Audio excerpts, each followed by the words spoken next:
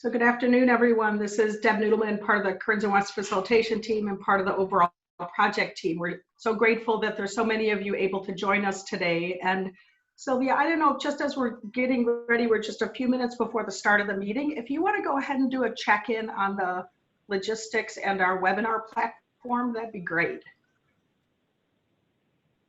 Sure, yeah, welcome everyone. As you're all joining, it's helpful for us to just know who's here in the meeting, and it looks like most of you have already renamed yourselves in the platform.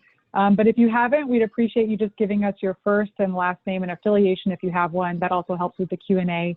So if you kind of hover over your screen and click on the participant icon at the bottom, that'll bring up a list of everyone in the meeting, and you can hover over your name and click the rename button to change your name there.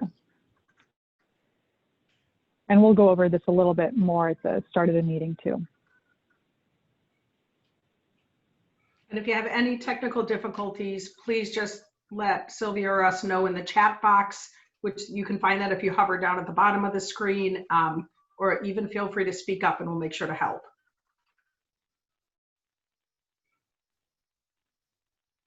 Okay, we'll give it just a couple more minutes and then we'll be able to start.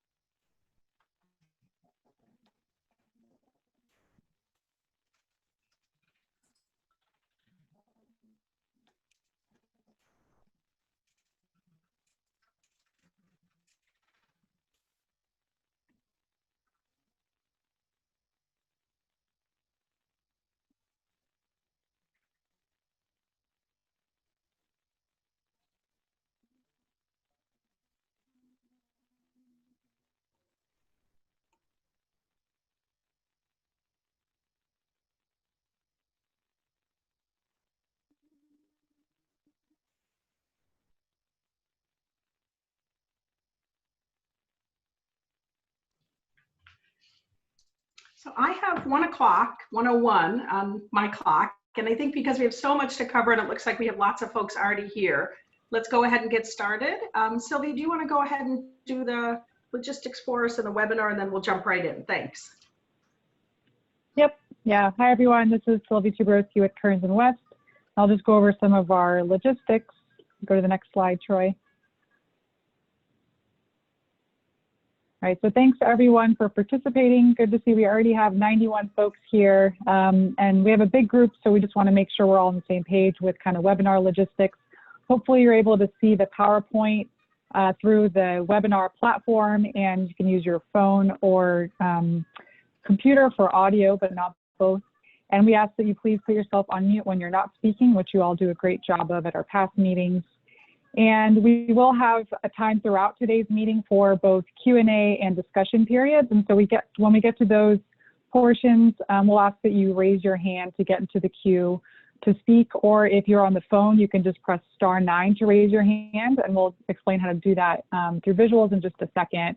And also when we get to our discussion periods, we just ask that you say your name and affiliation before speaking so that we know who you are.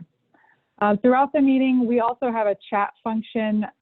If you have any troubleshooting issues, just send a chat message to myself, Sylvia Chiborowski, or Jason Cox, who we're both your hosts today. And please don't use the chat for kind of substantive comments. We really want the conversation to be all out on the table through discussion. If you do want to provide some written comments or ideas, you can submit those by email to jason.r.cox@oregon.gov, and we'll be putting that email address up again later. And next slide. So just some reminders about the Zoom platform. I'm sure you're all Zoom experts at this point, but we would appreciate just knowing who's in this meeting. Since we don't have a virtual sign-in sheet, we would ask that you change your participant name to let us know who you are. So you can do that by opening the participant tab. If you click on the little participant icon, that'll open this white screen, and you find your name and just click rename above when you hover over your name, you'll see a rename button, and you can just let us know your first and last name and affiliation if you have one. That's just really helpful. And also, if you need to chat for troubleshooting, just click the chat button and send a message to one of the hosts. So that's Sylvia or Jason. And the next slide, I think the slide shows you how to rename yourself that I just described. So if you hover over your name, you'll see the rename button. And just a quick piece too on just your view options. We'll be showing a PowerPoint throughout the meeting, and click one more time, Troy. You can use a speaker view or a gallery view. If you want to see just the person who's speaking, click on the speaker view. If you want to see all of the videos, just click on this little gallery icon. And also you can use this bar in between the PowerPoint presentation and the videos to make either screen bigger or smaller, depending on what you want to see. And so with that, I will turn it back over to Deb. Thanks so much, Sylvia. And we do know most of you are experts, but it is nice to get the refresher course. And I will echo the piece about trying to hover over your name and put at least a first and last name if you can. If you want to add an affiliation, that'd be great, so we know who's here. So this is Deb Noodleman's voice, also Kearns and West Facilitation Team. And I'm happy to turn it over to Lena Tucker right now, Deputy State Forester, for the welcome. Lena? Thank you. Good afternoon, everybody. I appreciate everybody taking the time out of their day to attend our public meeting today, especially in light of the wildfire situation, which may be affecting you or your loved ones or somebody you know. So I do appreciate your time.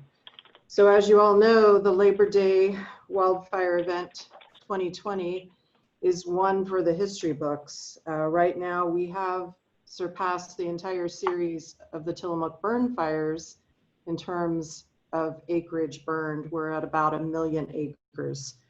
So obviously our agency is fully engaged and busy. Everybody has a role in firefighting today, and I appreciate State Forest staff who are multitasking as we speak. Fire is our #1 priority right now. However, we have multiple business lines within our agency, and the work on the HCP is so important because it has the potential to provide the certainty for conservation and economic outcomes over time that will be needed to meet our greatest permanent value mandate.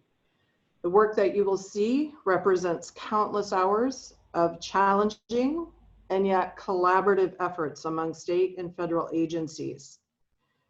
And I want to acknowledge a few of those agencies that served on the steering committee and the scoping team: ODF&W, DEQ, DSL, Oregon State University, National Fish and Wildlife Service, NOAA Fisheries, and of course our own ODF State Forest staff. I also want to recognize the consultants that brought the resources to bear to make the HCP possible. Kearns and West and Oregon Consensus for their facilitation and stakeholder engagement skills, which really kept this complex project moving, organized, and provided opportunities for stakeholders to engage at multiple levels. ICF, they brought the project management and the technical skill set necessary to lead the development of the HCP. And Eco Northwest, who developed the comparative analysis tool to help the board evaluate the HCP and the forest management planning outcomes. All of these folks have worked long hours over the summer, and without their efforts, we would not be at this major milestone where we are today. I want to recognize you, the participants, for your interest and your dedication to this process. I understand that the HCP is a paradigm shift for state forest management, and that there can be very mixed feelings about pursuing it. Your perspectives are what make this process stronger. And I was told that the attendance was up to about 137 RSVPs. And since we have gone virtual with these meetings, I think you all have broken the record in terms of public engagement. And by doing that, you really help us represent the interest of all Oregonians. With that, I'm going to turn it over to Brian Pugh. And before Brian goes, I know we're not going to have time to do introductions from all 122 participants that are here. So we just wanted to launch a quick poll to get a sense of who we have in the room. If you don't mind just filling this out to let us know your affiliation, and unfortunately you can just pick one. We know some of you are cross-sector folks, but we know we have county elected officials, conservation group reps, industry reps, recreational interests, scoping team members, and steering committee members, members of federal and state agencies. So we appreciate you filling that out. And I see folks are participating, so I'm just going to give it a few more seconds. And then maybe, Brian, you can go ahead, and then I'll show the results after Brian goes.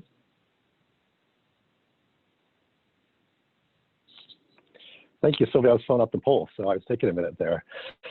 But I really appreciate you being here, Lena. I know we've got a lot going on, and maybe that was the your phone ringing in the background, so you're busy.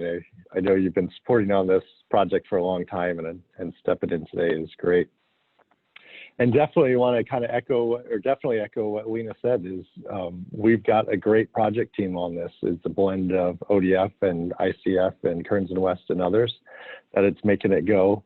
And then really the contribution of those state and federal agencies that Lena mentioned has made the work go well.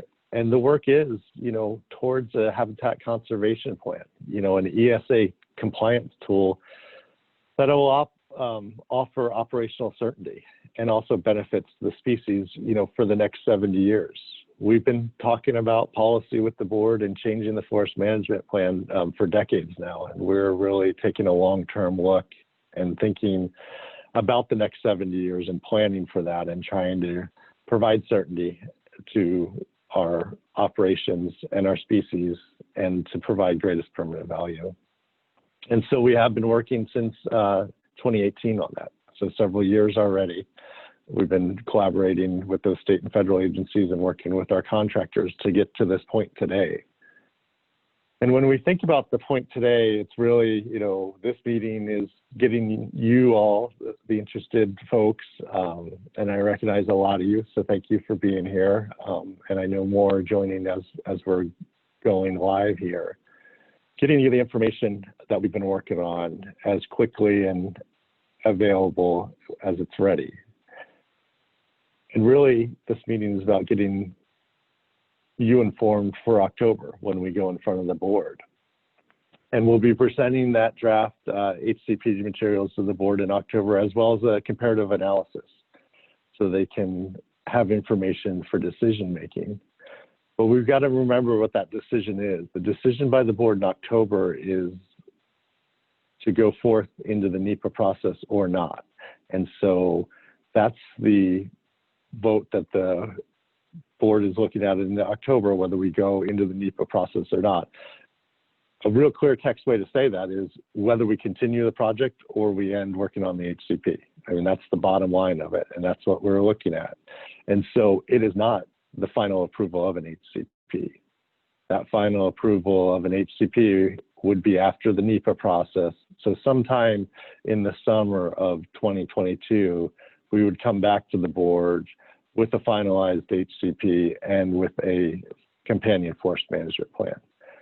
So when we think about engaging you all and informing you all, this is one step. This is by no means the end and the decision making in October. This is more of the beginning as we more finalize and have more information to talk about and to share with you and get feedback on.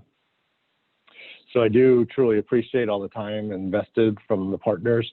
You all are attending these meetings. Many of you are asking for additional information that we're trying to get up on our website, because we know you're looking at it and reviewing it and have your own interest to look at the data and look at the information, and we truly appreciate that. Really today, we're expecting to get a lot of information out, and we want to hear from you. We want to hear your questions, your concerns, and your thoughts about it. And we've got plenty of slides that Troy and Mike and others will go over, but we've also got a lot of time at the end, over an hour for question and answer. And so we'll be here the whole time for that question and answer session. So I thank you for that, and I will turn it back to Deb.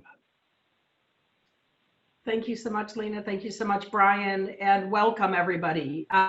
We are at about 127 people, so we're glad to see so many people able to be here with us present in this virtual meeting. We know you have many other places you can be. We hope you're staying safe, that you're staying healthy, and that you're able to not just be in this space, but take good care as Oregonians.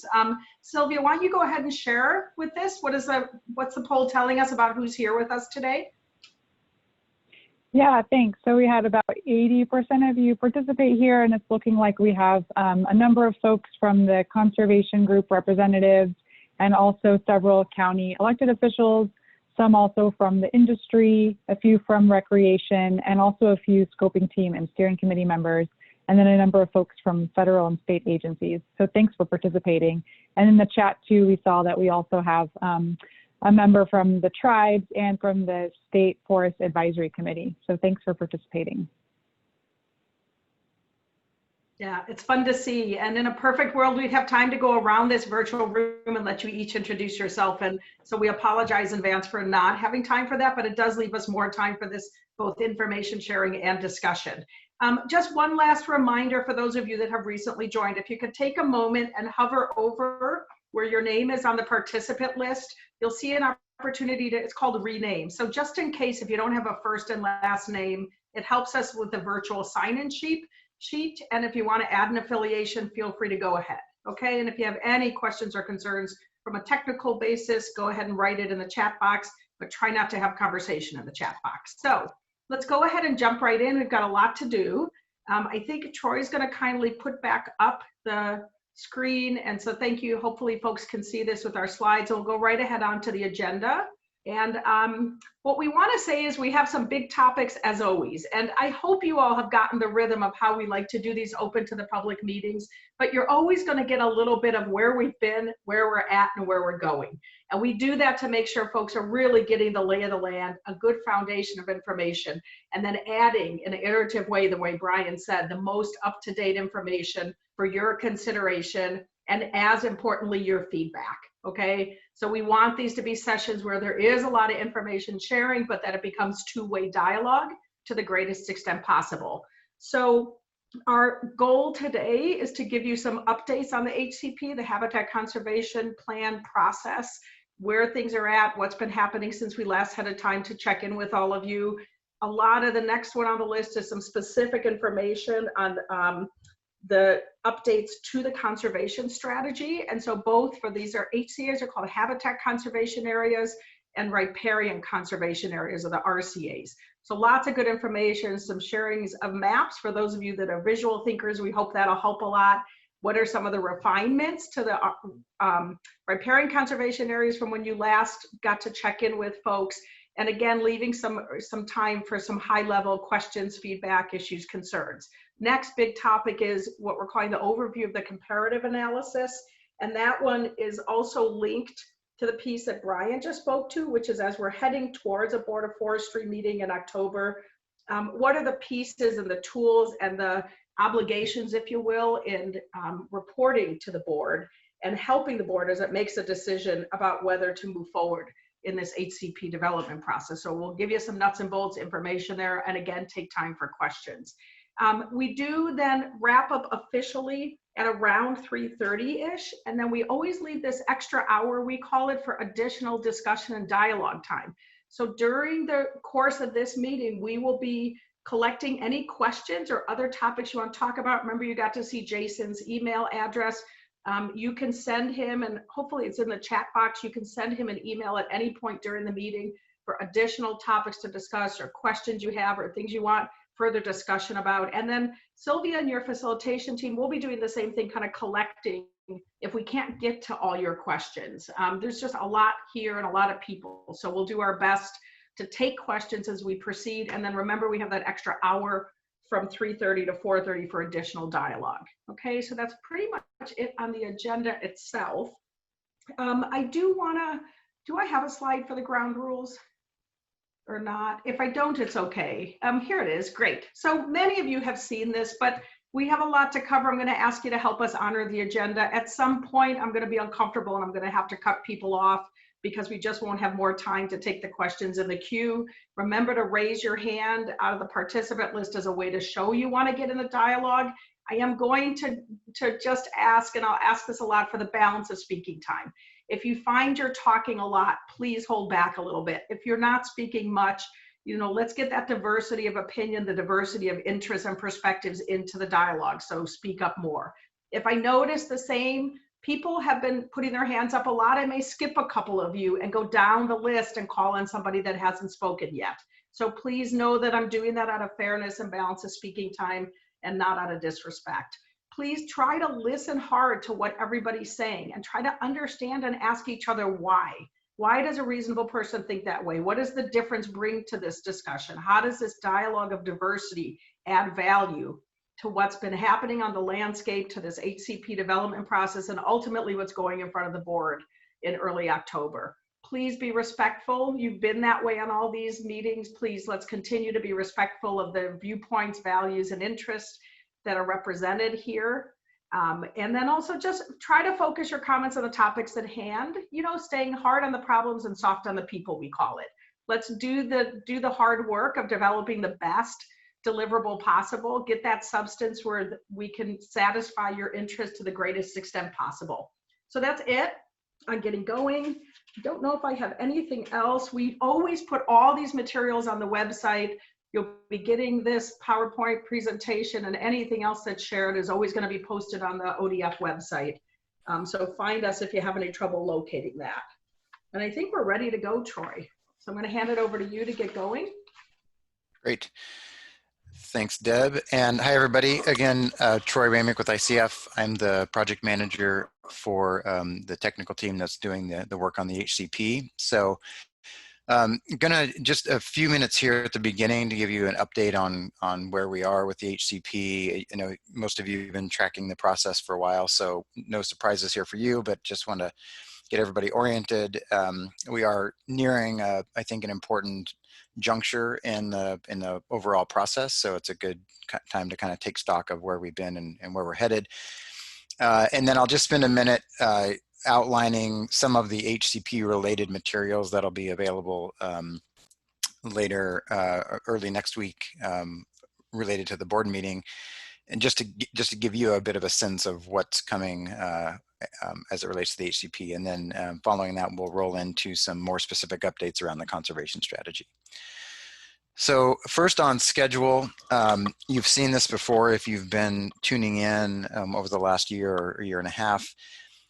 What this is showing essentially is just sort of the kind of the key elements that are required to develop the HCP. And the blue arrows rather kind of represent those key elements for the HCP, and they're broken down, into what effectively become individual chapters of the HCP when it's all stacked up. And then you'll also notice that a couple of other things begin to run in parallel there, or started to run in parallel there as we got into the middle of 2020, and that was some sort of early planning for the NEPA process, really just to make sure that the teams are in place and and organized so that if and when the NEPA process begins early next year, that things will be organized and ready to go. And then also a lot of work has been happening on a comparative analysis, which you're going to hear a lot more about later today. I think the notable thing about this slide is that as we looked at it before and talked about it, we all noted that there would be this point in time right about now in December when all of these pieces would be converging and all of the arrows line up together. And so some of what you're going to hear about today and some of what you're going to see come available very soon will be the culmination of all of that work. And then, you know, we've noted here this kind of this handoff between the development of this kind of draft HCP and then what would go into a phase called draft HCP refinements, which is really post October 6th, the board of forestry meeting, assuming that the board decides to move forward with the HCP, there would continue to be some refinement work that happens on the HCP. And as Brian noted at the top, if the board decides to go in a different direction, then that would not happen and ODF staff would go in a different direction. So October 6th is a pivotal waypoint on the pathway here on the process. And I think the materials are now in place to assist the board in that decision, including the comparative analysis, which we'll talk about. One quick note on materials that will be available. So the comparative analysis, which Mark Buckley is going to get into later, is sort of the centerpiece of the conversation that will be happening at the board in October. But we have decided to make available a lot of the information on the HCP itself. And what I'm showing here is basically a different way to look at that graphic I showed you a second ago, but basically an outline or kind of the breakdown of the key elements or the key chapters of the HCP. And all of these chapters, except for chapter 10, the alternative to take. So 9 out of the 10 chapters have been drafted and will be posted and made available for the board's consideration and obviously for viewing by the public. You will note, and I'll talk to this in a second in the next slide, that these are draft chapters, so they're definitely not complete. But I'll talk about what that means in a second. But I wanted to give you a sense of what was going to be made available as it relates to the HCP starting next week. And then specifically on that note, items will be posted on September 21st, so on Monday. And so that's when this will be available. We're going to talk more about the materials and the Board of Forestry meeting and everything at the end of the presentation today. So more to come on that, but I just wanted to let you know about that. Those chapters that have been drafted, as I mentioned, a note for this group, those chapters have gone through review by the scoping team, and there's input integrated into the chapters by the scoping team. I will note that there certainly will be refinements, after the board meeting in October. And what I mean by refinements are that I think the fundamental, structure of the HCP, the strategies, the effects analysis, that information that you'll see in great detail in the HCP, none of that is expected to change substantially following the board meeting. But there certainly will still need to be some refinements on just the specifics of how it all gets done, basically. And so that's really what we're working on with the scoping team going forward. You will see that when you view those draft chapters, there are places throughout where we basically highlight some of those areas. So if there is something that is in process, we describe that it is in process and describe what the ultimate outcome is expected to be there. So there will be no surprises, I think, when you look at it, where those refinements are going to come in the future. So that's just an FYI. And I think most importantly, as it relates to the conversation that we all have with the Board of Forestry in October, is that those refinements, while important, because getting the HCP done and moving it towards the NEPA process will be dependent on those refinements. We're not expecting that they're going to result in any significant changes to the outcomes that we talk about today in terms of the comparative analysis. And again, that's really that's the document and the analysis that the board will be relying on as they think about their decision. And so when we get to that point today, and Mark's walking through those outcomes on conservation, economic, and social factors, note that when we talk about refinements to come on the HCP, the expectation is that those refinements wouldn't result in any substantial changes to those outcomes. So that we can reiterate that again later, but I think that's important.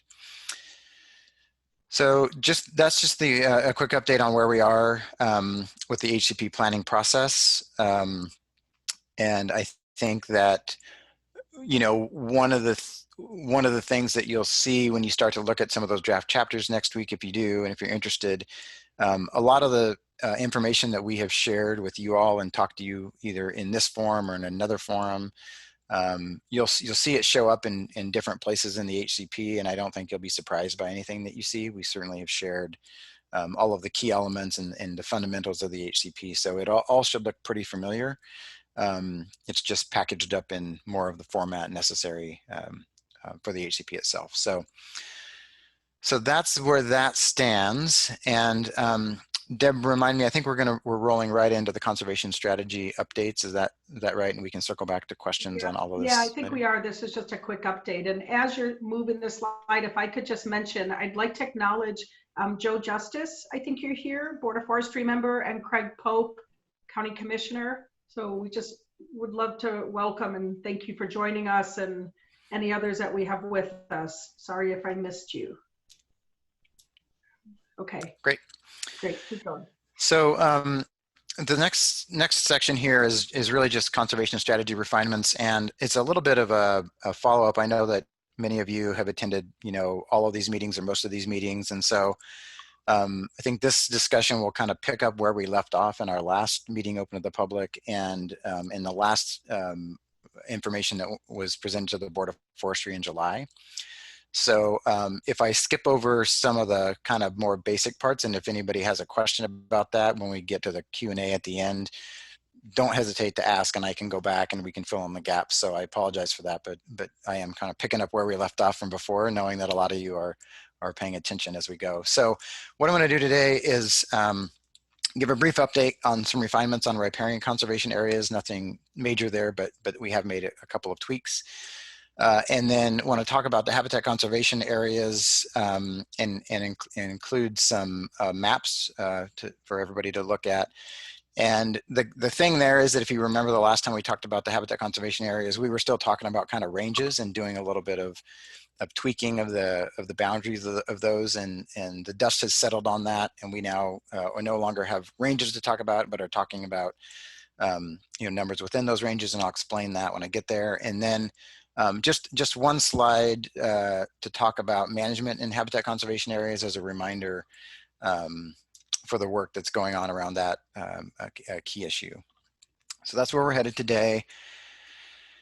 Starting with riparian conservation areas, you all have seen this before, and these two tables kind of represent the riparian conservation area strategy, or the riparian buffering strategy as we've discussed it in the past.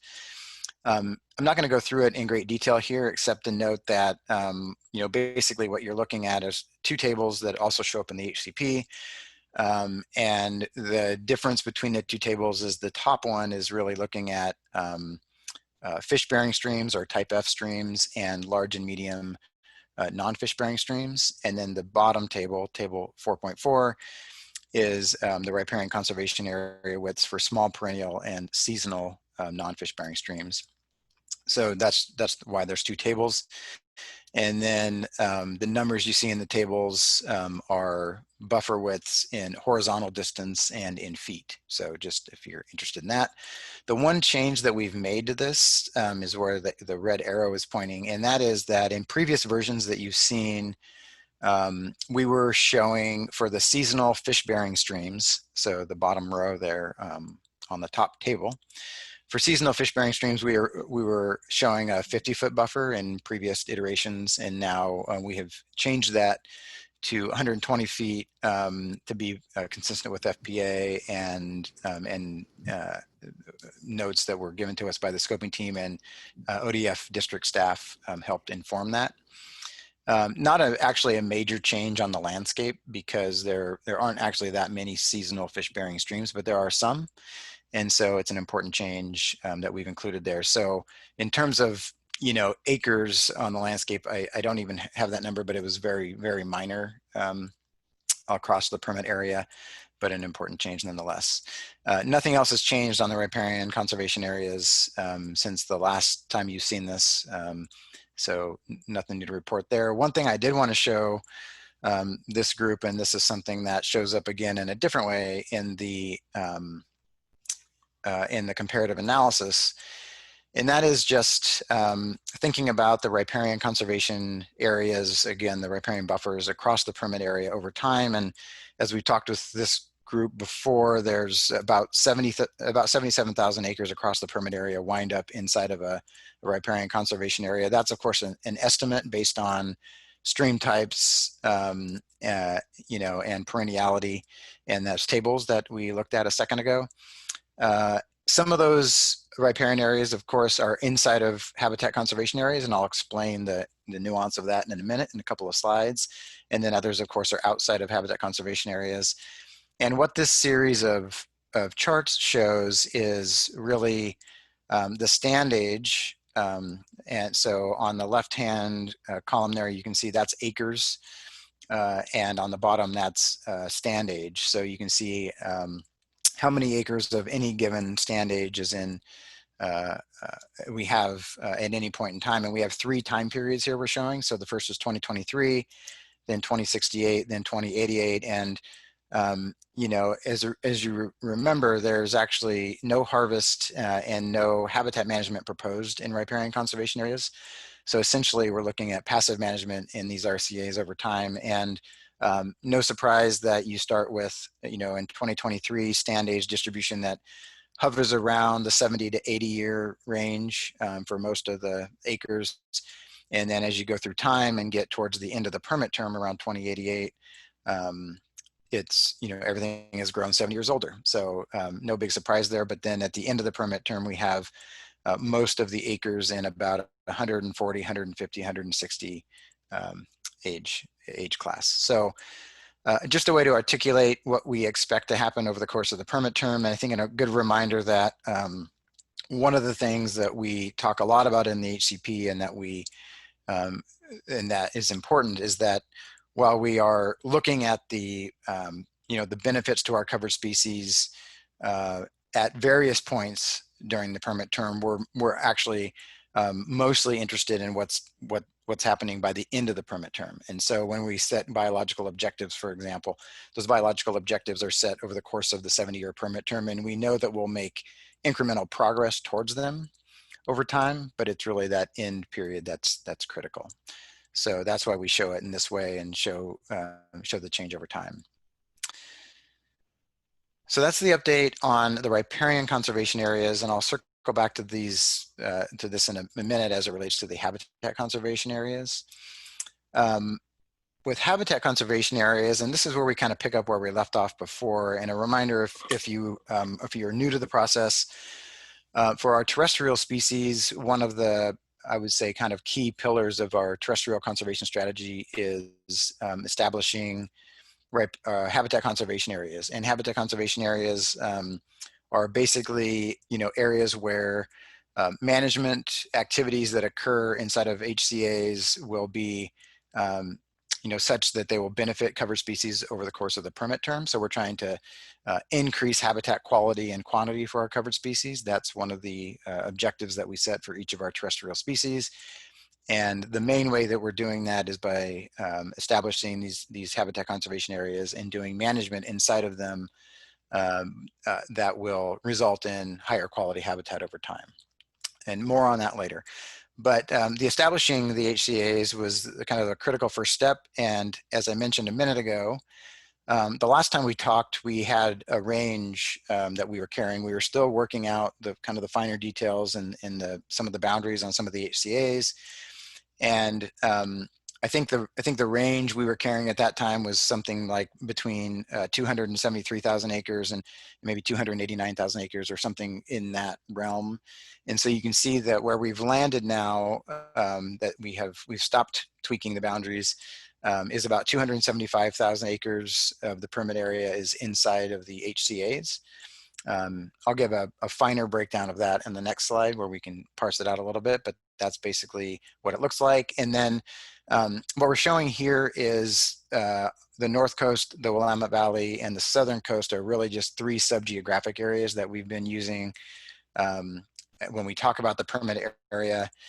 Mark will be sort of talking in that realm as well with the comparative analysis, but you can imagine there that if you're not familiar with that terminology, the North Coast is basically comprised of Astoria, Tillamook, and Forest Grove, get them all straight here, districts, if you want to think in terms of districts. The Willamette Valley is West Oregon and North Cascades districts, and then Southern Oregon is sort of everything else. So it's Western Lane, Coos, and the Southern District. So we've rolled those up into these 3 subgeographic areas for those purposes, and that's the breakdown there. No surprise that most of the HCA acres are on the North Coast because that is the majority of the permit area. It falls within the North Coast. The lower half of this slide is something that you've seen before, just updated a little bit to reflect the updated HCAs, and that is demonstrating the breakdown in terms of size of the HCAs. So there are really HCAs come in all different sizes, and you can see that a host of them are less than 50 acres, and so the bottom axis here is showing acres, and so many of them are actually less than 50 acres, and they range all the way up to greater than 10,000 acres. We actually have 9 HCAs that are greater than 5,000 acres, and a couple things going on there. As a reminder, when we were devising where the HCAs would be established, it was largely driven by where species are today. So known occurrences of northern spotted owls and Marbled murrelets, and then of course we have some limited information on red tree vole and Oregon slender salamander and coastal martin, so that was factored in as well. We also were focused on where suitable and highly suitable habitat is on the landscape, both now and in the future. And then lastly, interested in really trying to create, where possible, kind of larger, more contiguous habitat conservation areas so that we could account for, species movement over time, and then also just looking for more robust conservation outcomes there, less edge effect, et cetera. And Mark will talk about that later too. So, but even though that's the case, we also know that part of the ODF land management, land ownership, includes, some of the scattered tracts in the southern part of the state and in a lot of the permit area. And so, sometimes, and you'll see this, I'm going to show you a series of maps in a second, and sometimes you'll see that, we've designated a habitat conservation area on an individual parcel, for example, and it might be relatively small. And so you end up with some of these smaller HCAs. You can only do, you can only do so much in some cases based on the land ownership. So that's what's driving the disparity in size. It's a combination of where are the species and then the land ownership today. So that's basically what that looks like. And then one more table to just highlight a little bit more. Troy, yes, sorry. Deb, can you go back the last slide for one sec to clarify for people up at the top of your last slide? If the permit area is this 43%, then what are those percents underneath it, North Willamette? Just Yep. help people know what those mean. Thank you. Yeah, that's helpful. So, so the overall permit area is about 640,000 acres. So when we show this top number, that ends up being about 43% of the total permit area. These numbers are, or the percentage within those sub-geographic areas. if that makes sense. So In the within the North north, Coast, it's 43% of that sub-geographic area. that's right. Yeah, Okay, that's they right. just weren't adding up. My Nope, simple math perfect. brain wanted them to add up to something. So Yep. I just was asking on behalf of everybody looking at it. Okay. Thank you. No, thank you. That's a great question. And I think the importance of that is that you can see that it's within the 40 to 50% range in each of the subgeographic areas. So I think that's all Great. good. Thanks for that. The next slide will add a little bit to that. So I mentioned earlier, we talked about the riparian conservation areas earlier, and I mentioned that some of those riparian conservation areas are inside of HCAs and some of them are outside of HCAs. So what I'm showing on this slide is actually just a better breakdown to differentiate between those things so that people can see it. So the HCAs themselves without riparian conservation areas show up in this first, or I guess it's the second column here. So when you're just looking at HCAs without accounting for the riparian conservation areas, there's 239,000 acres inside of habitat conservation areas, and I have a similar breakdown here for the subgeographic areas. Then when you add in the riparian conservation areas, what I'm showing here in this column is basically inside and outside of HCAs. And so you can see that in the permit area as a whole, we have 37,000 acres of our RCAs are inside of HCAs. So when you put 239,000 and 37,000 together, that's where we end up with that 275,000 that was on the previous slide. And then we do have this additional 41,000 acres of HCAs outside, or of RCAs outside of HCAs. So I put this all out there so that you could, look at it and think about it a little bit even after today, but also to note that then when you think about kind of the totality of those conservation strategies on the landscape, it does come out to about 50% of the permit area. And I think the important nuance to illustrate there is that, of that, we mentioned that we have the 77,000 acres inside of the riparian conservation areas where there's intended to be, no harvest and no management. But of the 239,000 acres in the HCAs, there is intended to be active management, and we're going to talk more about that later. So I do want to just kind of illustrate that point again, because while it looks like we have 50% of the landscape in some sort of conservation, while that is true, there is a large portion of that will be actively managed yet for species. So that's important. And we can revisit any of these things during the Q&A, of course, as needed. So then what I wanted to do next was I basically have a series of slides that show the habitat conservation areas and the riparian conservation areas as they're distributed on the landscape. And there's no great way to do this in a virtual setting. So I have a series of slides that we can click through, and I'll just basically kind of tell you what you're looking at, and maybe do a little bit of orientation, but not spend a lot of time, and we can revisit them and have specific discussions about locations if people are interested. I think that's probably the most efficient way to do it. What I'm showing you here on the left-hand side is the Tillamook district. And on the right-hand side is the Forest Grove district. And one thing that you'll see in a couple of these slides, and it's not always perfect, but I did it this way so that you could see a little bit of the overlap in cases where it matters. So you can see, we're looking at the Tillamook district here on the left-hand side. You can see in the shaded area, the Forest Grove district here on the right-hand side of that slide. So you can see this area basically matches up with this slide here. So you can kind of imagine it fitting together like a puzzle piece, and thought that would be useful for the group to see it that way.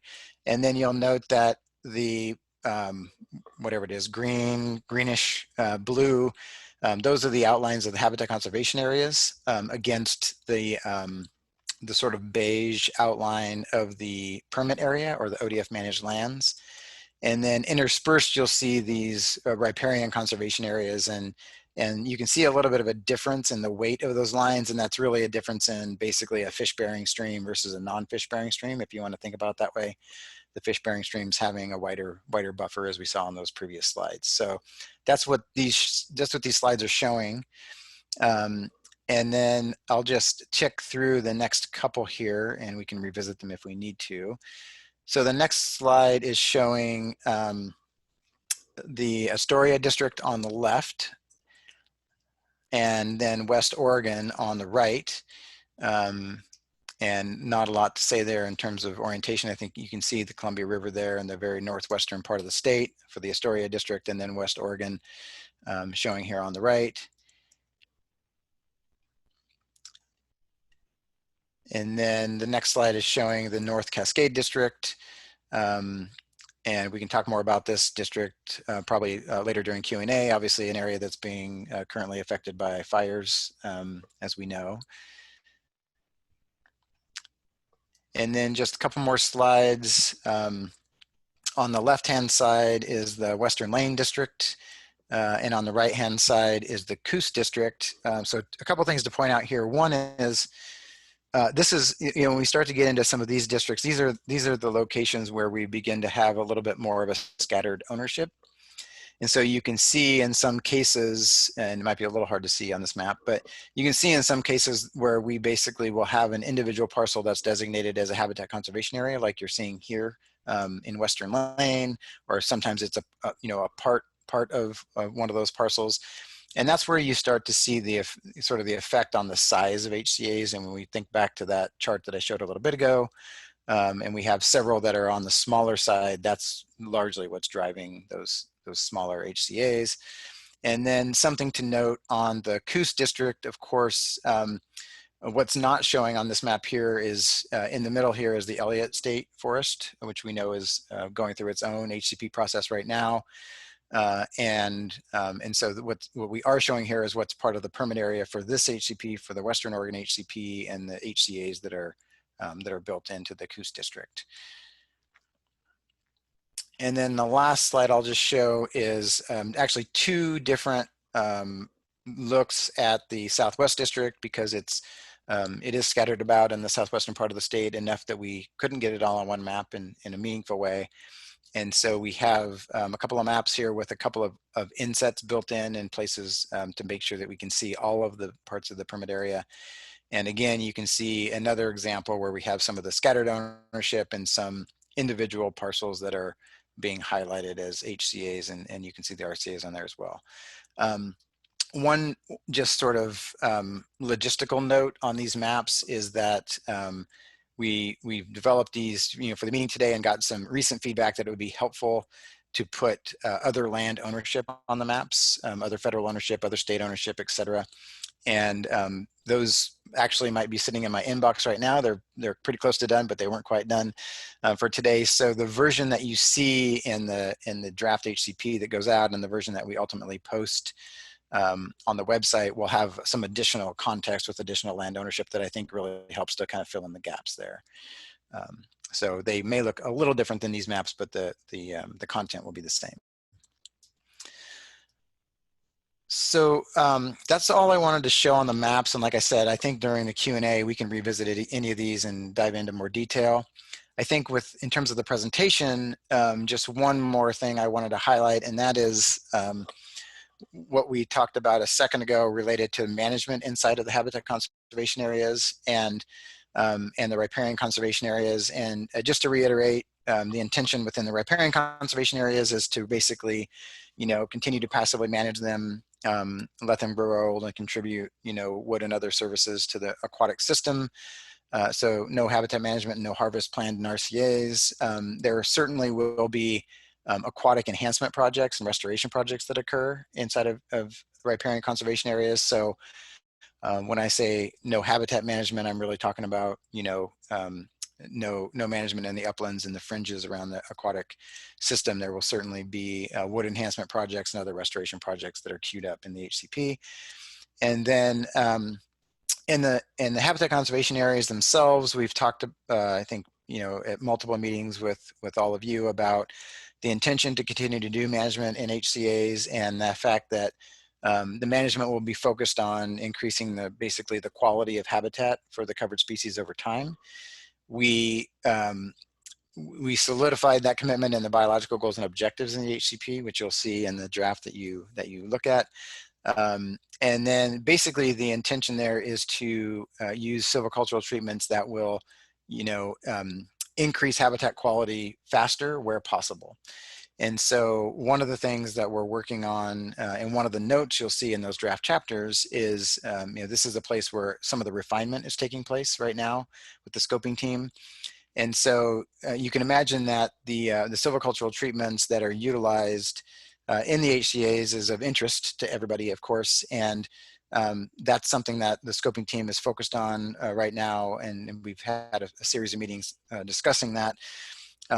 I think it's important to note, though, that the amount or the type or the fact that management is going to happen is not really under discussion at this point. It's really more just refining what silvicultural treatments will be needed. What's the decision-making process for how that happens during implementation? And then probably most importantly, what are the expected biological outcomes for the covered species from those treatments? And that's, it's really important that we connect the dots between those things in the HCP. And so that's what we're working on right now. What I'm showing on the slide here under silvicultural treatments is really, I think, a pretty good high-level examples of what those might look like. And you can imagine, anything to do with density management to promote growth in young stands. So, bigger, larger trees faster is something that we're interested in. Some selective harvest techniques, variable retention harvest, et cetera, to accommodate some of those biological outcomes as well. And then I think lastly and importantly, regeneration of stands with low potential to develop into species habitat over time. So, obviously areas that are infected by Swiss needleclass, or if there are locations where there are hardwood stands that lack conifer, and there's some opportunities there to diversify those stands over time. Those are all things that are being looked at, and I think that as the HCP, kind of the work on the HCP progresses, even after October 6th, those are the kind of refinements that we'll continue to work on, but not looking for major changes there. So I think with that, that's the slides I had, and I think plenty of time for discussion, unless Mike or Nick or anybody wanted to add on to anything that I've said before we open up Q&A. Okay.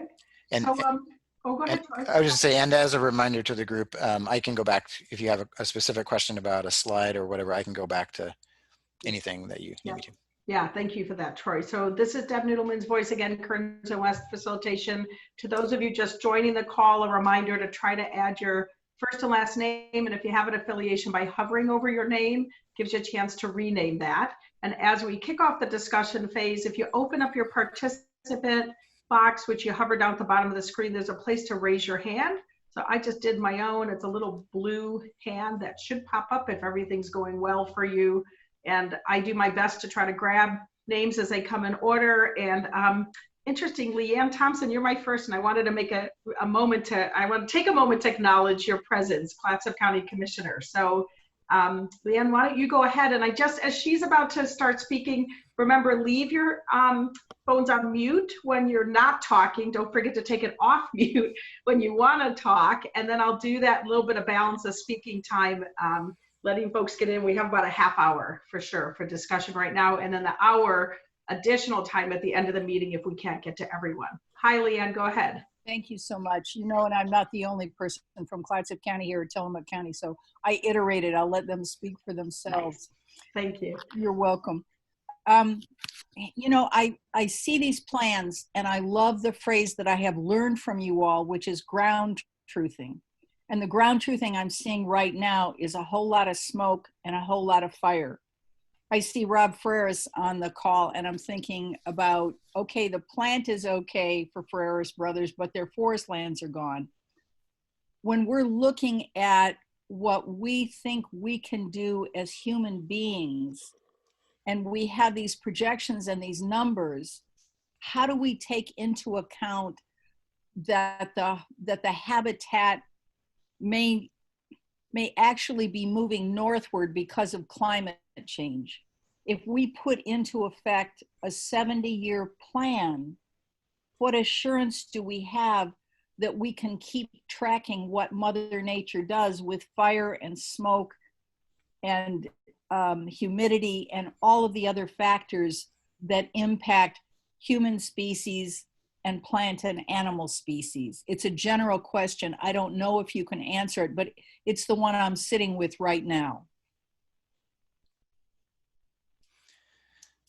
Yeah, and maybe I'll go first, and if others want to join in after that. Great question. I totally agree, and it is something that you know, fires and otherwise, we know things are changing, and they're changing quickly. And 70 years is a long time. In the conservation strategies in general in the HCP, and others can probably speak more broadly to, you know, ODF, where ODF stands on all of that. But as it relates to the HCP, I do think that is the real benefit of really striving for this this idea of, you know, larger, more contiguous conservation focused areas. And the reason why I think that's important, and we'll actually see a slide later today that illustrates this, I think, pretty well in terms of just the fragmentation of habitat over time, is that, you know, those larger, more contiguous areas, as it relates to habitat, become more robust and can withstand events like fire or storms or whatever better over time. And when they do occur, because we know they will occur, and when they do occur, you know, there will be enough sort of in reserve there so that species have some space to move.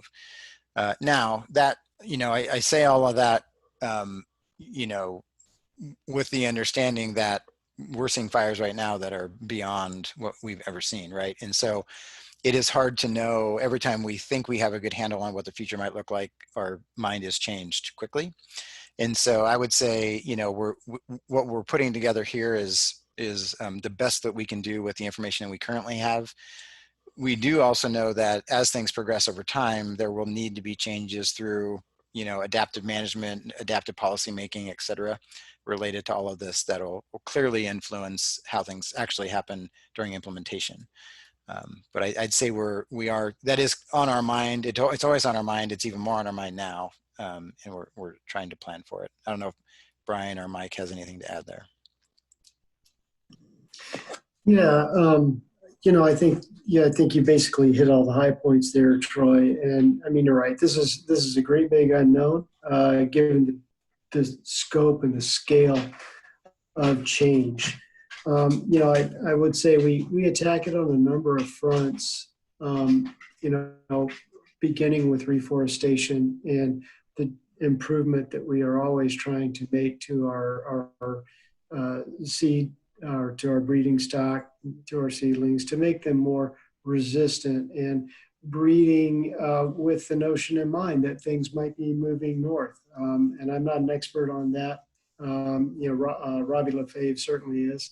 He's our reforestation young stand management coordinator.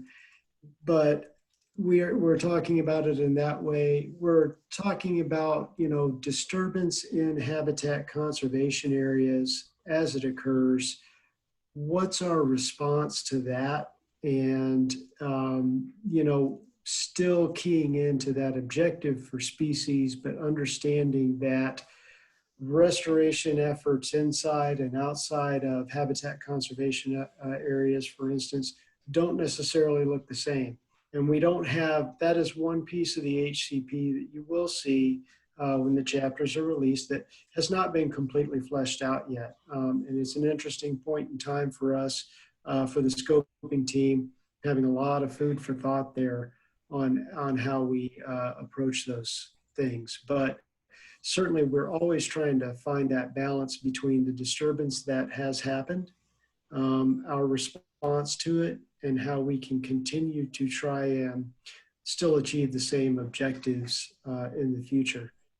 With regards to the HCA layout that Troy was speaking to and the configuration of that on the landscape, I think one of the more robust things about this HCP is, as you saw in that slide, shows the percentages of HCA in each sub-geographic region or area that we've defined, is that north to south, we're still within a pretty consistent range of the amount of landscape that we've dedicated to species overall. And so that's also a big part of the strategy.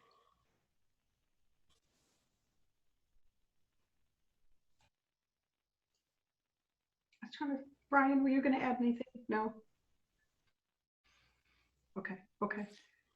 And for the group, I just took down the slides so we could all see each other. And if you only have one screen, then you're not just staring at it. So again, I can always put them back up if we need to. Good. Thank you for that, Troy. And thank you, Leanne. Oh, Brian?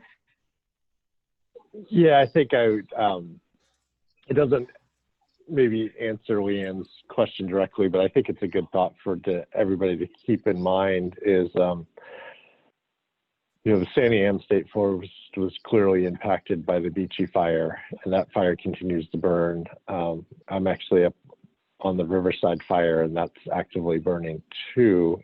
And when we see news reports and when we see satellite imageries, we see large red spots on the landscape, and they are massive red spots on the landscape. In talking with the firefighters the last couple of days, it was a very mosaic burn, and there's ranges from definitely black charred trees and ash to green trees where the fire in a lot of the older stands went underneath those trees. And then in a lot of the plantations, they're saying that they actually burned up, that the plantations burned up with the older trees seem to have fared pretty well.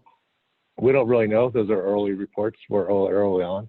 But I'd say, and these are comments are beyond, the state forest and San Am. These are, when you look at those maps, keep in mind that we have a mosaic out there. We don't know exactly what we have, but we don't think it's a total loss from a resource perspective and benefits to the environment and other things. There's a lot of work to do. We know that, and will be a lot of rehabilitation on state forest lands and other lands, but we're hopeful. And so when it comes to the HCP for 70 years or the HCAs specifically, we expect natural events to occur. And as land managers, we will do the best we can to help that land be restored and healed and provide benefits back to the species and to the environment as quickly as possible. And so I think what I've heard the last couple of days gives me a little bit more hope than 4 or 5 days ago. And I'm just trying to pass that message on to you. And we'll know more specific to State Forest and the HCP on San Am State Forest in the weeks to come. Yeah. Thank you for that, Brian. Thank you, everyone. And thank you, Liam, for the thoughtful questions and thoughts. Darlene Sherman, why don't you go ahead, and then Heath's up next. Okay. So one of the things that I've been reading about is the impact of watersheds, of water supply for communities. And since there are the riparian zones within these areas that are protected, still I'm asking if there is a consideration in terms of locating some of the conservation areas, habitat conservation areas, in areas that will also protect the water supply to communities. Is that one of the considerations? Yeah, thanks for that question. So a couple of thoughts there. One is that where the habitat conservation areas were located, so again, the kind of the upland, the larger habitat conservation areas were located was primarily driven by where the covered species are. And again, I can rattle those off if people are interested and need a reminder. So that was the primary driver. The HCP is focused, first and foremost on providing for protections for those species over time and offsetting any potential effects of those species over time. So that was the primary driver for where those HCAs are aligned. That's not to say that, some of them probably do provide some of those ancillary benefits. We don't actually analyze that or discuss that in the HCP necessarily, but it's certainly something that I suspect will be analyzed as we go through the NEPA process. One thing I wanted to highlight, though, related to the riparian conservation areas is that, there is an intention there with those riparian conservation areas, basically sort of regardless of what's happening across the landscape, that there would be enough protections in place with those riparian buffers to at least, provide or offset any effects as it relates to changes in temperature, even water quantity, which is built into the biological objectives, sedimentation and other things. Again, though, it's pretty focused on the covered species. And when we talk about water quantity in the HCP, we're really talking about making sure that water is available and available at the right times for the covered fish species. So less about communities and more about fish. And again, that's just the nature of the HCP and the focus on covered species. So that's the rationale behind the way those things were designated. I don't know if Brian or others want to say anything more about the role that some of those protected areas might play in water for communities.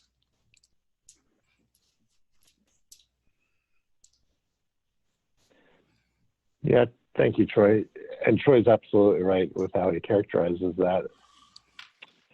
One of the things, I'll take a kind of a step back and then try to answer the question in a different way a little bit, or provide more information to it, is the habitat conservation plan that we're working on, the draft, is really a federal process. And so we're developing this draft, and it's really an application to ensure that we're in compliance with the Endangered Species Act. It is part of an overall management plan. So in addition to this habitat conservation plan, if the board tells us to go to the NEPA process with that in October, we will also have a companion forest management plan. And in that companion forest management plan, it recognizes and acknowledges and kind of outlines how we will deal with a lot of other resources like other species that we're concerned about more about our timber harvest program and our silviculture prescriptions of how we're going to manage our forest. And that absolutely recognizes water in a way that we have communities that use water that comes off the state forest for drinking water. And so that's the kind of the document. We'll be working with the board on that document for probably a year or so, and those are the things that we will address in there. And that's not to say we're not thinking about them now. Of course, those two pieces have to fit together, the habitat conservation plan and the forest management plan, but we have not started drafting that forest management plan. So I really appreciate, the question and you bringing your, thoughts and interests to the table so we can consider that when we start that work on that forest management plan. Thank you. Yeah, thank you. So in the queue, I have Heath Curtis next, and Jeffrey Gottfried, looks like you're putting your hand up. We'll put you next in line, okay? Thank you. Heath, go ahead, and then Jeffrey. Hey, Brian. It may be related to your prior answer. The silvicultural treatments that you describe on that slide, the descriptions there are pretty slim. You mentioned that there may be more detail in the actual HCP draft chapter, I believe. When is that where I should look for more detail around the silvicultural treatments allowed inside of HCAs? And if so, when will that be available?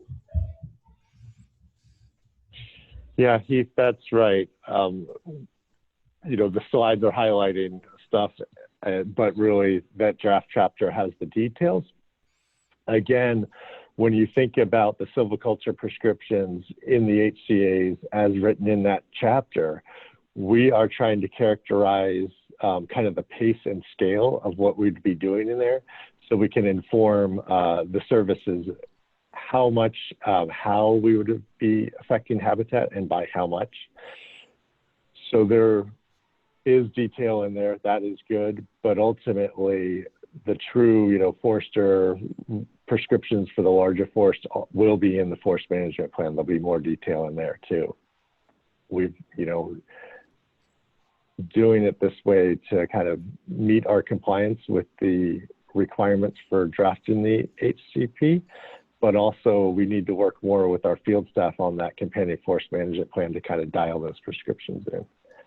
I believe, and Troy, correct me if I'm wrong, I believe our goal is to have those materials on Monday available for the public. That's right. The draft chapters will be posted Monday. We'll talk more about the logistics of that, I think, later today. I will say that, and I noted this, I think, on the slide, Heath, that conversation is pretty live right now with the scoping team. So there are some details in the draft HCP related to that. There are certainly more to come. Although I would say that as well. And so probably, you know, as those kind of finer details of those silvicultural prescriptions and the decision-making processes related to that, et cetera, are worked through with the scoping team, you know, probably a future conversation around that as it gets more refined. I guess as just a general comment, that it's very challenging to inform the agency's work in advance of it being delivered to the Board of Forestry if we're only receiving this information now and in a form that's mostly baked for purposes of the Board of Forestry. That is to say,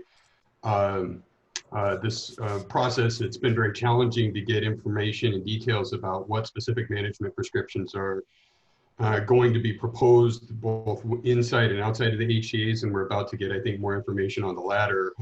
But at this point, it's being shared with all of us very late in the process and at a time when it will be very difficult to alter the course of those prescriptions in a manner that we think is productive prior to it going to the Board of Forestry. So we're a little disappointed in that process. Well, one important thing to remember in this is, you know, we are focused on outcomes for this, and first of all, what we can model now is somewhat limited. All the details are not there, but especially outside of HCAs, you know, that, you know, obviously it's outside of the HCAs. That's not where the primary contribution to conservation is, and we are certainly holding open a wide range of prescriptive options and wouldn't want to hem ourselves in to anything in particular. We know generally on the landscape, we're going to continue to pursue the end product, the end timber product that we currently do, really. And so a lot of the silviculture there is stuff that's probably pretty familiar. Inside the HCAs, you know, there's the habitat objective there. And so, you know, really the prescriptive detail in Chapter 4 will probably not give you what you're looking for in terms of the kind of details you like. And that is more, that is, as Troy said, a live discussion. It will probably end up being, it will be part of the HCP eventually. However, it'll probably be some sort of appendix or something, that sort of very granular detail. And again, even within that context, there has to be some flexibility to be able to tailor the prescription to the site, of course. Right. So thank you. That was Keith Curtis, Hampton Lumber. And remember, folks, if you have an affiliation, feel free to say it. So Jeffrey Gottfried, you're up next. Go ahead. And then I've got a couple others in the queue. We have to go off mute. You're still on mute. Yes. There Okay. Can you hear me? All right. Go ahead. Okay. Thank you. So I'm very pleased to hear. I didn't quite understand the habitat conservation plan, that there is additional plans that will interact with that plan. But I just want to mention that overall, including the habitat conservation plan, that our coastal forests are part of the forest that has more potential for sequestering carbon than perhaps any other forest on Earth, including the Amazon rainforest. And as our Clatsop County Commissioner mentioned, you know, we are suffering the effects of climate change right now. But Oregon Department of Forestry, the state of Oregon, is sitting on a possible, if not a solution, a tremendous sequestering of carbon. Right now, the way our coastal forest is managed, we are cutting trees before they are a part of the solution. We are cutting trees when they are part of the problem, because young trees produce more carbon dioxide than they sequester. Around 30, 40 years, they are crossing the line and becoming part of the solution, yet so many forests are being cut. And in fact, the Oregon Coast Range is a net source of carbon dioxide and not the tremendous sequestering forests that we need now to basically give our children a future.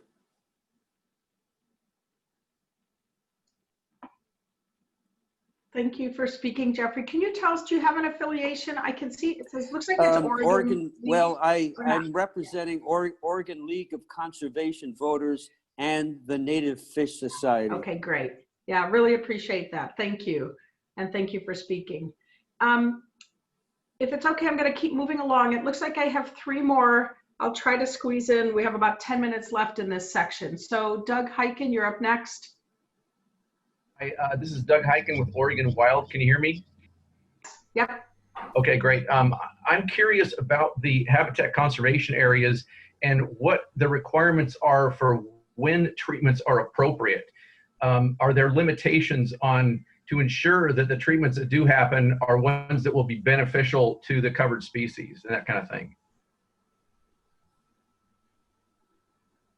Yeah, I can jump in there on that one. So we are currently, so first of all, yes, that is the objective for them. Now, in terms of defining that objective, that's one of the pieces of the conversation that we're developing now in the scoping team, and will result in, if you will, a decision key of sorts as part of it, as to whether the stand is better served by just allowing it to grow, or whether there's something we can do with it. And it has a lot to do with what maybe you might call the highest and best use of that stand at the moment is. For instance, you may have a younger stand that you cannot go in and do treatments to actually develop large trees, which may require the heavy thinning and removal of a lot of trees, because it's a buffer to an occupied site or some other highly suitable habitat, and that the most appropriate thing to do is to manage it in a way that it remains wind firm and to help buffer against wind throw and microclimate changes and things like that. So there's a decision process around those sorts of things. It's still being mapped out in detail. There are certain prescriptions that in order to have a benefit, especially in a stand that's extremely unhealthy, for instance, severely infected Swiss needle cast stand, that really applying a fairly severe, what might some folks would think a severe prescription to it is to really reset that stand, replant it with a better species mix that's more appropriate, so that there is a habitat outcome that would have been better if that stand had been left there, essentially not growing in that time and not really developing the attributes. But that is being mapped out now as to what the best pathways are, and also what the sideboards are on the amount of management. We do want to make sure that we're doing intelligent tinkering and keeping all the parts when we do this stuff. So, necessarily doing it everywhere without knowing the impacts is certainly not the case. And that's where effectiveness monitoring is coupled with the stand management activities to better understand those outcomes and make the appropriate adjustments over time. Yeah, I think it's important to recognize that all treatments in habitat conservation areas have trade-offs. And it's easy to see that maybe the benefits outweigh the costs when you're thinning a young stand. But when you start doing more, impactful activities or treating older stands, then the trade-offs start to become, tend towards adverse impacts rather than beneficial impacts. And I hope that we develop criteria that clearly look at both benefits and impacts, and not just look at the potential benefits, which I often see happen. Absolutely. Yeah, and Doug. that's part of that decision process, and also is dealt with in the effects analysis chapter of the HCP. as well as the evaluation during the NEPA process, of course. So yes, thank you for that. We are definitely considering those trade-offs on both sides. Doug, this is Brian, and appreciate the question and the comment. And absolutely, the management in the HCAs is driven to emphasize the objectives of the species and to have outcomes that benefit the species. And so that is what we're trying to achieve. And then when you think about that and you think about Heath's question around, well, what are those prescriptions?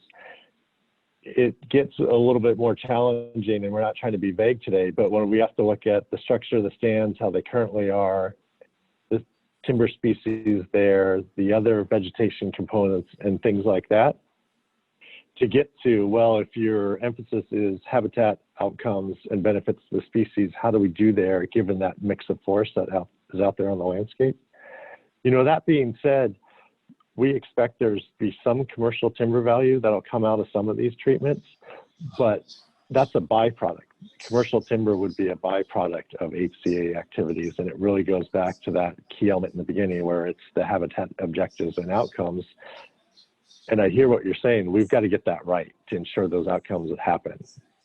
And so that's the piece we're working on. And I really appreciate the comments, but also appreciate the patience while we work it out with our biologists and our foresters and with the scoping team, because we know it's important and we know we got to get it right.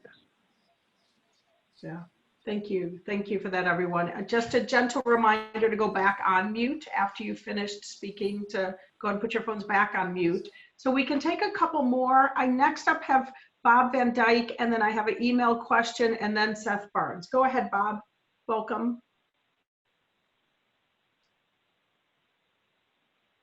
Hello, I'm trying to unmute here. You did it. Sure if I'm, yes. am I unmuted? Yeah, we got you. We can hear you. Go ahead. Great, thank you. My question is about what, if any, information is going to be given to help us judge the quality of those HCAs. That is, we have any data about suitable habitat and the amount that's inside the HCA and outside the HCA. Yeah, I think that as the maps, it's nice to see the maps. Yeah, thanks, Bob. We have suitable habitat inside of HCAs, and then also information about how that's going to change over time. So suitable habitat now, but also in the future. And that's all depicted in both in, kind of narrative tables and in charts in those draft HCP chapters you'll see. Okay. Okay, thank you. Thank you. And so, Jason, do you want to go ahead with your email question you received?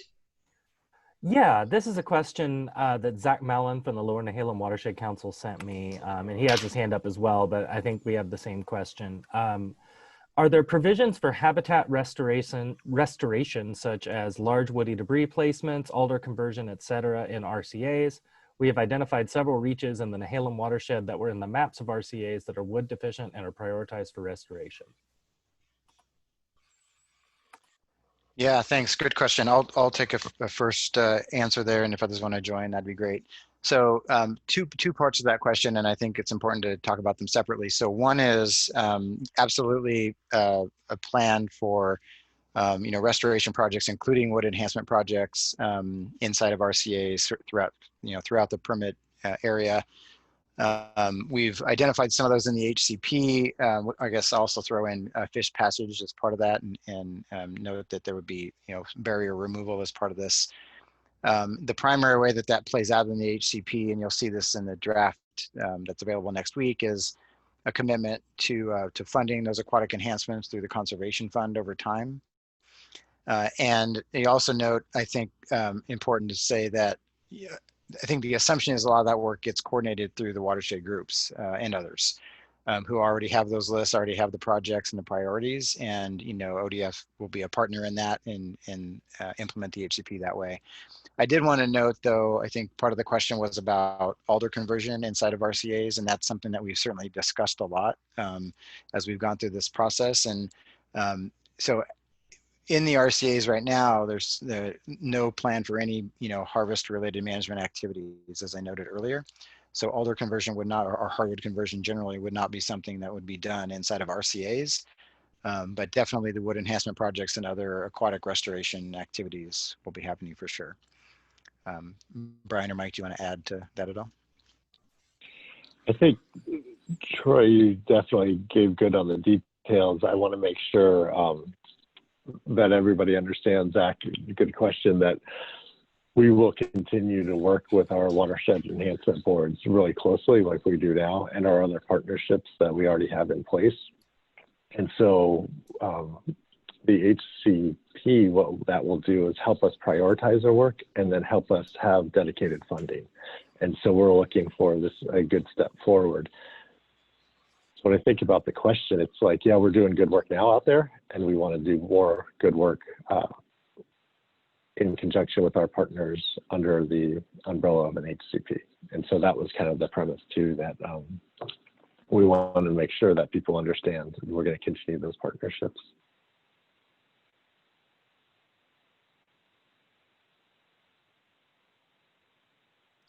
Okay, just want to pause. Okay, so keep going, yes? Thank you on that one. So Seth, you're up next, Seth Barnes. All right, can you guys hear me all right? We can, thank you. Okay, a couple of points I wanted to make a question. First of all, appreciate the information today.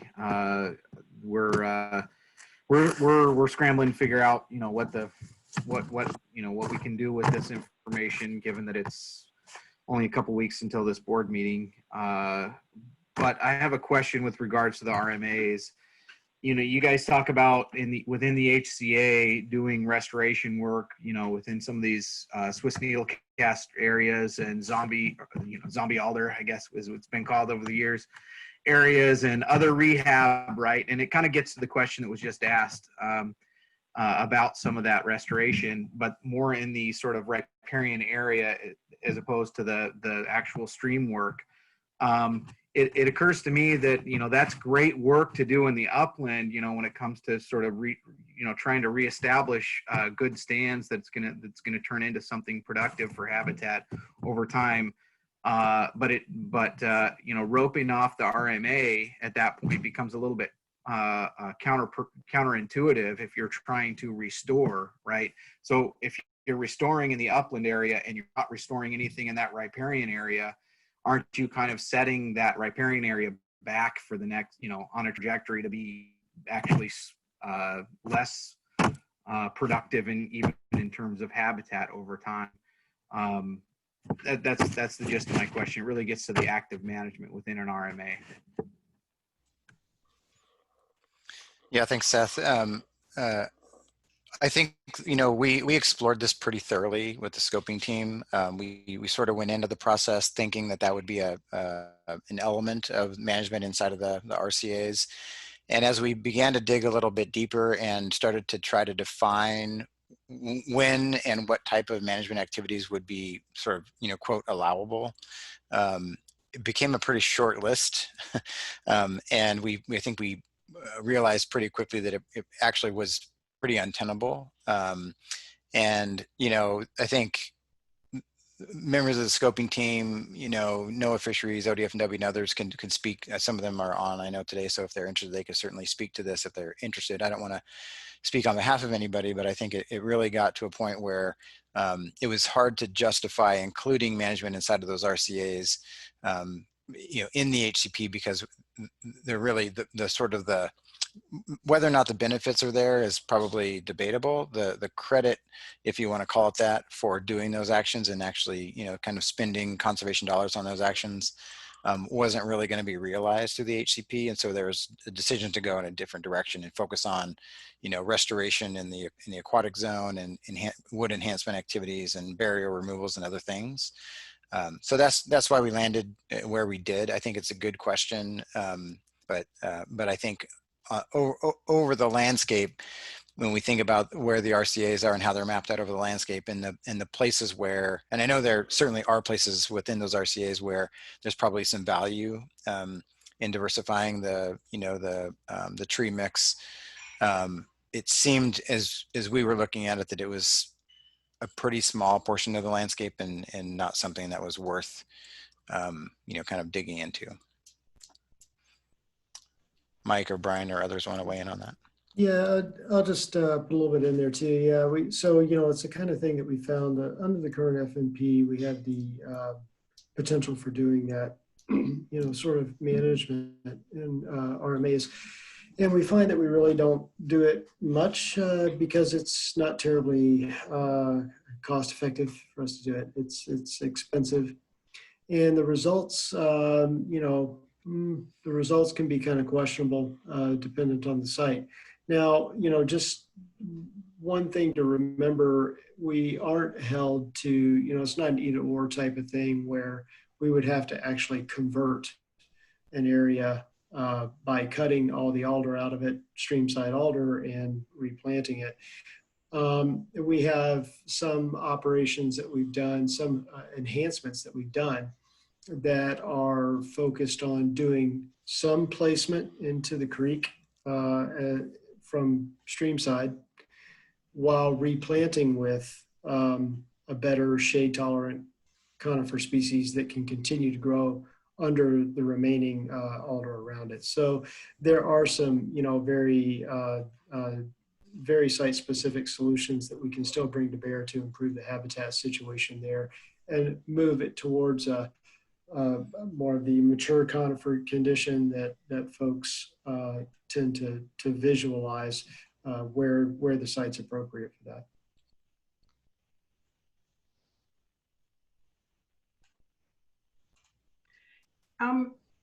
Troy, I was just pausing for a sec. Can you help me? Do we have time to take these next two questions, or should we hear them and put them on the list with Sylvia? I think, which way you want. Yeah.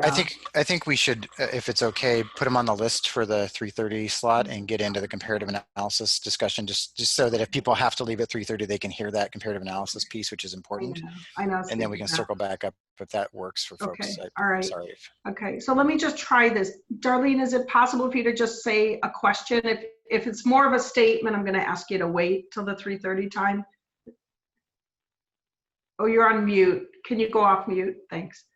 I'm happy to have a discussion at 3:30, but Okay. I'm interested in the acreage of stands of old growth trees within this whole project area, and how many of those are covered in the proposed habitat or riparian conservation areas.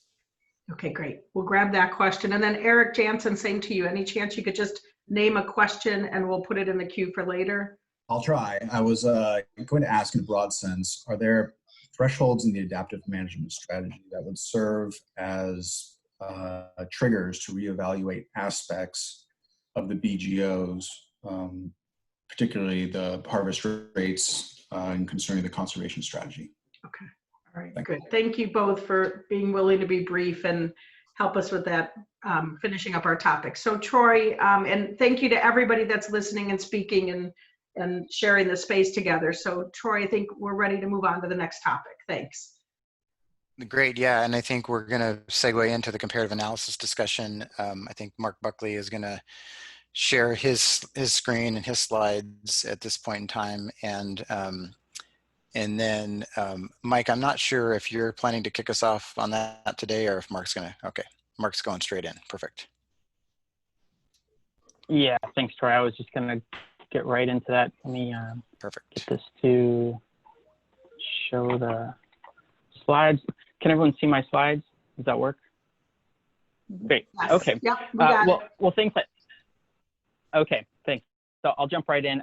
There's a lot of material here to cover, and this has been a very extensive group effort over quite a long time frame. And I'll say that all of the good work that the HCP team has contributed to has given us a lot of very detailed, rich information to use. So I think a fair amount of the questions that we had in terms of quality, suitable habitat, some of those kinds of topics, we tried to dig into those in this comparative analysis. So I'll give an overview across all categories of the work that we did, but again, most of the work in the substantial technical scale was conducted by a broad set of teams. So I can't answer all the questions, but luckily we have most of those folks on the phone here on the call. So just to kick things off, again, what we were trying to do here with the comparative analysis was something similar to the business case analysis, but in a much more expansive sense. So back in 2018, when we were first evaluating the habitat conservation plan and what that option would mean for ODF, we wanted to try to think about it from a financial perspective. What would be the financial implications of pursuing an HCP? Now we have much more detailed information about what an HCP will mean for the landscape. And we also wanted to have that similar level of richness and detail to think about some of the timber harvest activities and other objectives for the landscape. So this was a research effort initiated almost a year ago at this point, trying to look across all the information we had and these key decisions facing the board to bring a comprehensive set of data together for the express purpose of comparing outcomes. So trying to tee up these different options before the board in terms of variables of concern to the board, the public, and the objectives of the department overall, and a quantification across the full range. So this isn't a benefit cost analysis. We're not trying to put dollar values on everything. If a result is a monetary value, such as cost to the department or revenue from timber sales, we leave it in dollar terms, but we don't force anything into dollars. So you'll see that there's a wide range of metrics. And ultimately, it's trying to take advantage of this greater level of detail that we have about what an HCP will mean, especially given that we're talking about such a long time frame, out 70 years for the permit that that's before the board for consideration in terms of continuation. We also, because they're so intertwined, including evaluation of some of the FMP alternatives, forest management plan alternatives. So this is a bit of a hybrid analysis because we have comprehensive information across these categories to evaluate both the option of continuing to pursue the HCP or not, as well as implications for the FMP, including the draft, or what was previously referred to as the revised forest management plan. So I'll keep moving through. So this process, as you can probably tell, directly derives from the quantitative and spatially explicit exercise that the HCP has kicked off and has involved forest management modeling for timber objectives and timber outcomes as well. I'll get into the modeling in a bit more detail here shortly. But so there's this whole HCP part of the process, as well as the forest management modeling process, managing stands across all of state forests in Western Oregon within the permit area, and doing that out actually 100 years, although the analysis is limited to 75. So the model is a long-term policy level model. I'll go into that in a bit more detail. And as you'll see that we've got a wide range of variables we wanted to investigate in this analysis, and we tried to work with the right topical experts across these. So again, this has been a large group exercise and effort. So there are three key scenarios that we tried to evaluate and tee this entire analysis up in terms of comparing the outcomes for each of these analyses. The first one is the current forest management plan. So this is take avoidance. This is a future without an HCP. The second is also a take avoidance strategy, take avoidance approach, but it's what would the forest and the conservation objectives, economic, social, the full range that you'll see, look like under the modified, this draft FMP that has been somewhat defined, but hasn't been defined as much as the CFMP. And as Brian has already mentioned, if the HCP is pursued, it would require a companion FMP. Similarly, the draft FMP reflects an update, a revision to the forest management plan if the HCP is not pursued. So these are a set of three scenarios: current forest management plan, draft forest management plan, both with take avoidance, and the HCP with its own separate and new forest management plan that need to be developed still. But for this process, the group needed to make some decisions around what the parameters and assumptions would be over time. And I'll try to lay out some of the key assumptions in this presentation, but I think ultimately we'll probably want to save some time at the end to go into some of the specifics because they are important to the results. And I'm sure the folks here are aware of how important some of the pieces are, especially when we're thinking about some of the uncertainties that we might see from one scenario to another. The analysis is a 75-year time frame. So our estimates, our calculations are based on a 75-year time frame starting in 2023 with the purpose of capturing the full 70-year time frame for the HCP plus an additional 5 years.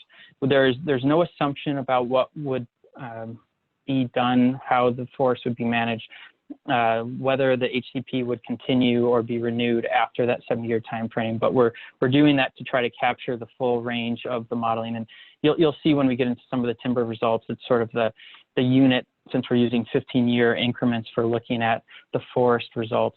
It's sort of a natural break there. And as I mentioned, we're trying to look across all relevant variables. And so this was a process of stepping back, thinking about what these three different scenarios mean and what are the key differences across those, and then trying to quantify and describe those differences as well as we can, again, for the purpose of informing these decisions. So I think it's probably somewhat clear, hopefully, or it will become more clear that there are some real differences between the prior business case analysis and this comparative analysis. The single most important, I'd say, is that it's expanded beyond financial considerations, and you'll see there's a real focus on the conservation outcomes and objectives, and that's largely driven by this information we have from the HCP to work with, as well as the more detailed stand level modeling that we have for harvest and forest structure overall. We also know quite a bit more about what the HCP will entail. When we did the work in 2018, we were speculating a fair amount on what the details of the HCP would be. We were using a non-spatial approach to thinking about what the habitat requirements would be on the landscape. And we have a much better detail at this point in terms of what the HCP will mean. The results that we show in this work here in the comparative analysis are the latest characteristics of the HCP.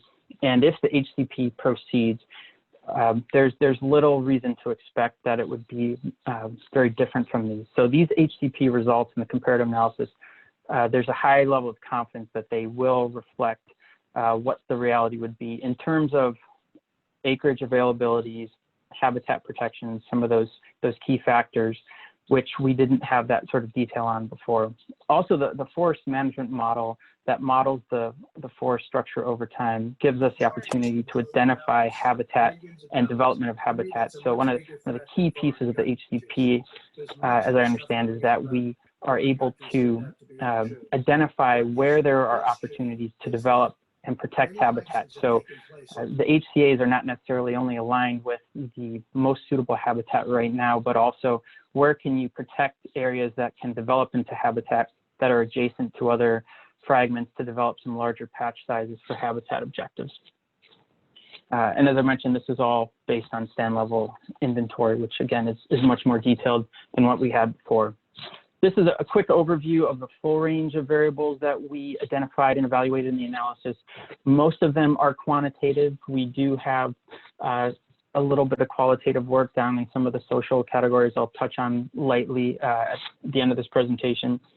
But ultimately, what this set of variables was intending to do was try to cover the major categories of outcomes that are of concern and that we can expect some variation across the three scenarios. So if there's an effect, an outcome, a use of the forest that isn't going to vary across the three scenarios, we didn't focus on that too much. And certainly there are all sorts of exogenous factors, stochastic factors that we can't predict now. Fire, climate change certainly are on everyone's minds right now.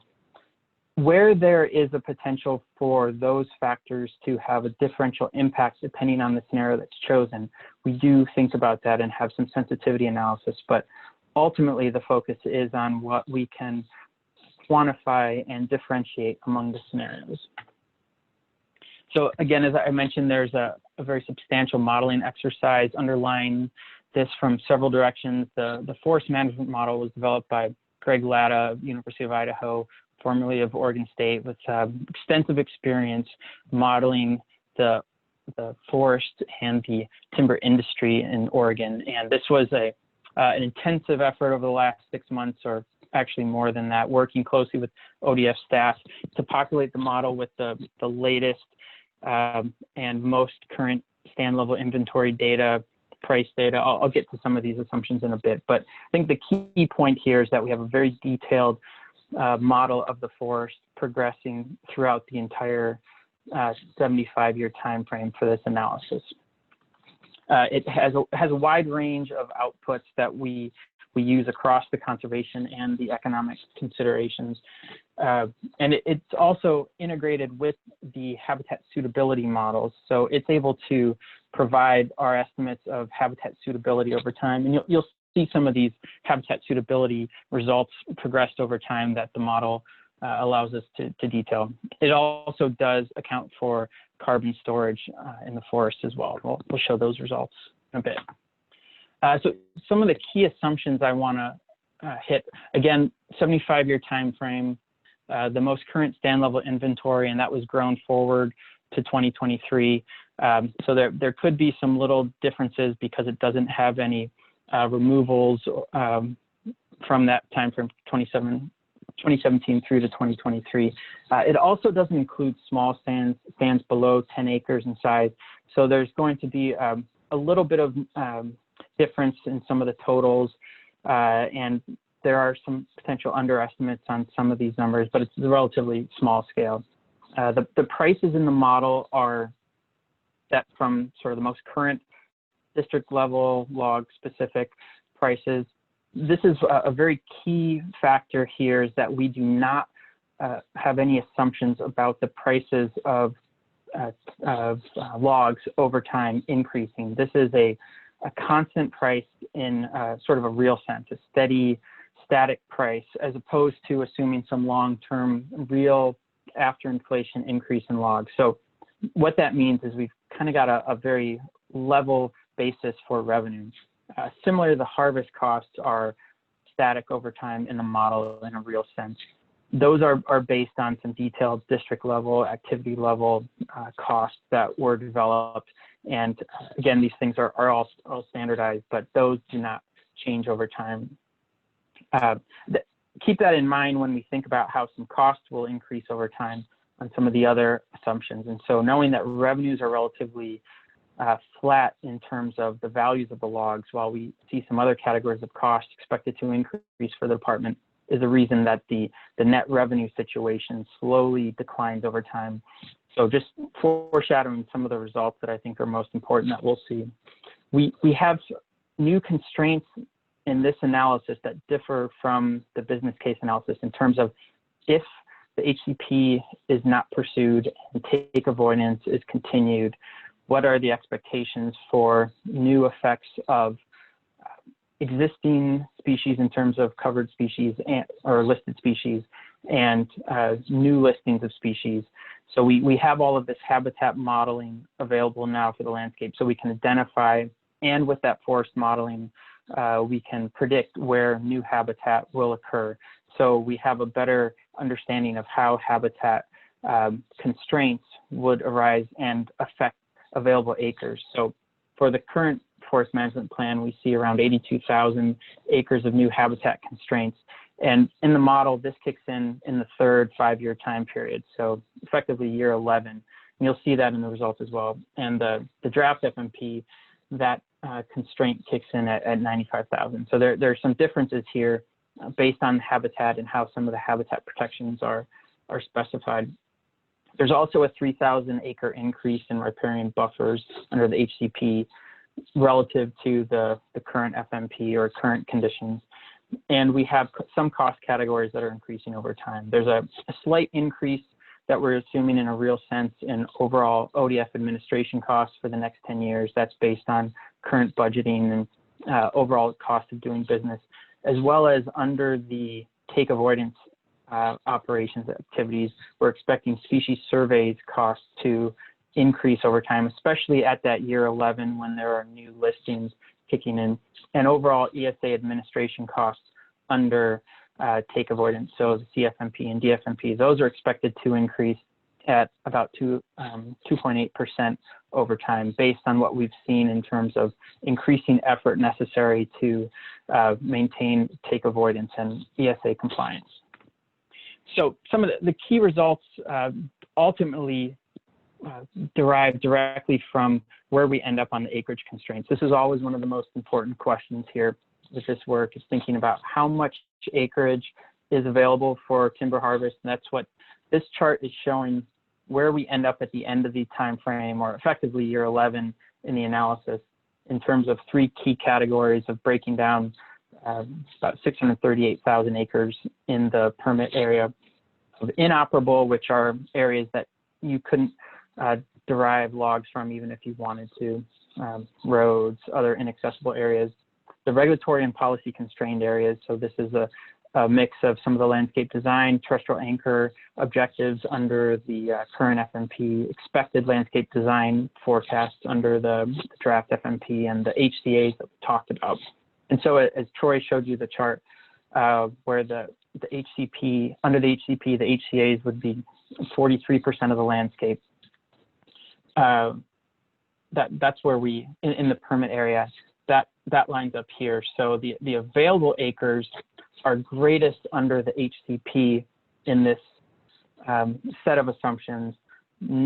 Next most available acres are under the draft FMP, just slightly more than the current FMP. So the fact that we're seeing more available acres under the HCP, that's going to be one of the most important drivers of the results for the timber numbers that you're going to see. So ultimately, this is the mix you can see, where we have more available acres under the HCP across the overall area relative to some of the constraints than we do for some of the other categories here. So I'm going to move along to starting to show you some of the conservation results. And again, there's a lot of detail here, and I'll try to save some time for questions at the end of this. This is a snapshot of what the different protections would look like, the protected areas across the 3 scenarios. So again, this isn't the full permit area, just some snapshots so you can see what the differences look like. And this is related heavily to what Troy's earlier maps were, but you can see it compared now to the current FMP, the draft FMP, where the thing that stands out here the most, I think, of importance is that under the HCP, we have these larger clusters. So it's designed to protect areas in a cluster structure. Now, the estimated landscape design here under the draft FMP, that's based on current habitat and targeting the most suitable current habitat, as opposed to the HCP, which is not necessarily targeting the best current habitat, but habitat that can be developed into suitable, highly suitable, and is also contiguous with other patches. So that drives some of the important differences we'll see in the results here as we move forward.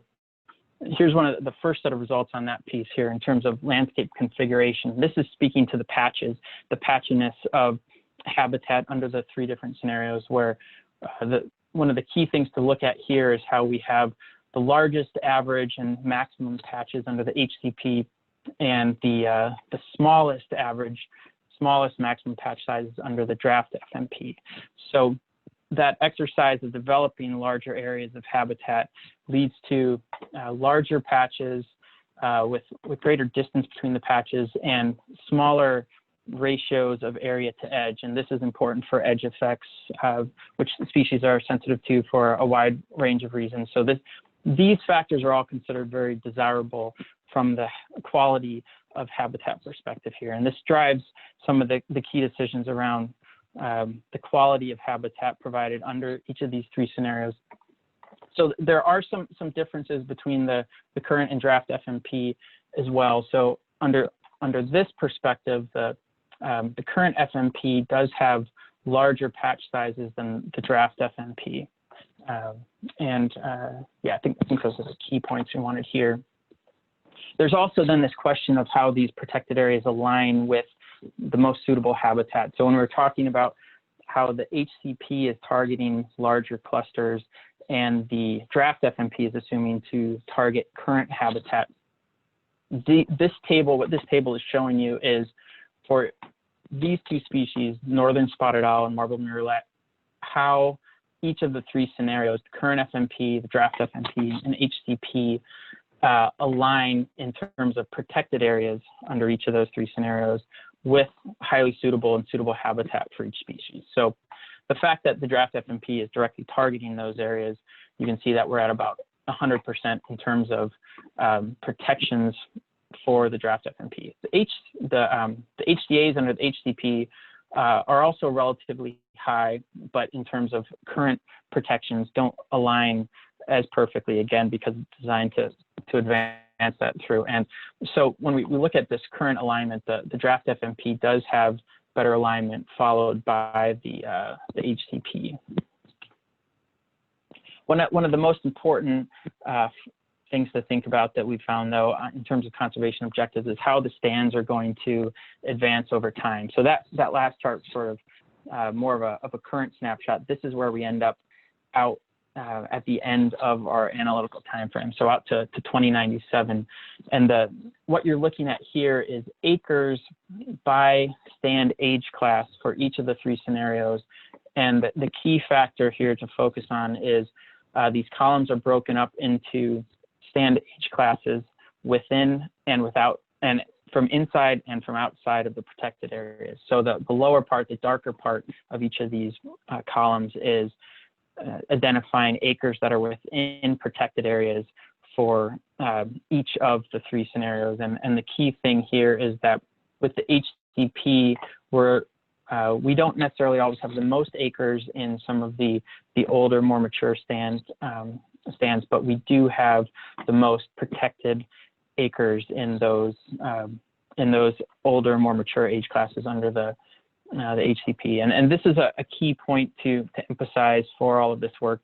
As I mentioned earlier, the fact that the HCP is very well developed, we have high confidence that this is what the results would actually look like, what the forest is going to look like given yield assumptions, forest growth assumptions that are constant across the scenarios. We have a good sense of how much acreage we're talking about 75 years out into the future under the HCP. The CFMP and the DFMP, though, considered to be much more uncertain. Those protected areas could shift over time, they could change over time for various policy reasons. They might shrink, they might increase in size, but ultimately there's less confidence in what that means. So I think the key focus that we've found here is trying to identify what those real protections are and how much confidence we have that they'll be around for the full time frame. And this is another way to look at what the habitat quality, habitat suitability is across the scenarios.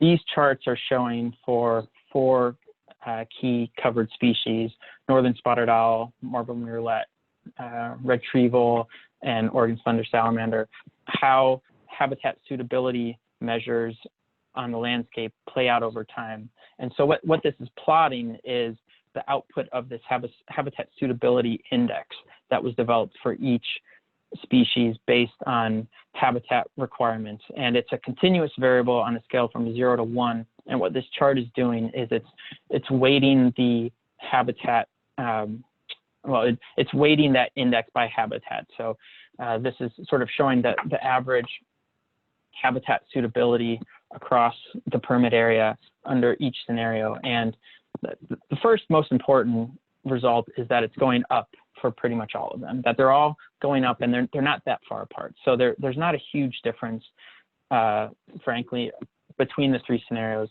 And the current FMP actually ends up on top with the HCP in the middle for some of these. I'll say that this keeps growing off into the future, and the trajectory that the HCP sets is for continued protections and improvement in overall suitability of habitat.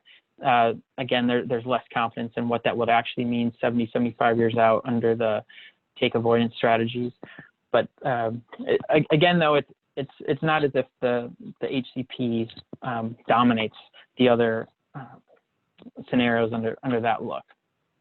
When we look at riparian age classes across the 3 scenarios, there's very little difference. We mentioned there's about 3,000 additional acres under the HCP, so we do have a little bit more riparian area protected under the HCP, but ultimately all three are doing a good job, and they're quite close. And it also shows that the current and draft FMP are very close in terms of riparian aquatic habitat protection to what an HCP would generate. So not a lot of difference there across the scenarios.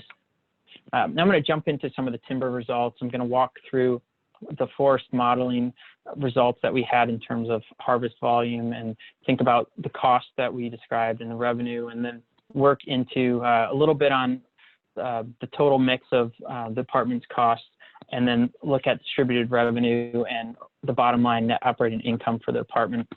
I know this has taken a while, so I'll try to go a little bit quickly. Just want to remind everyone that the acreage constraints are still driving these results in an important way. So that availability of acres is a key part of these results.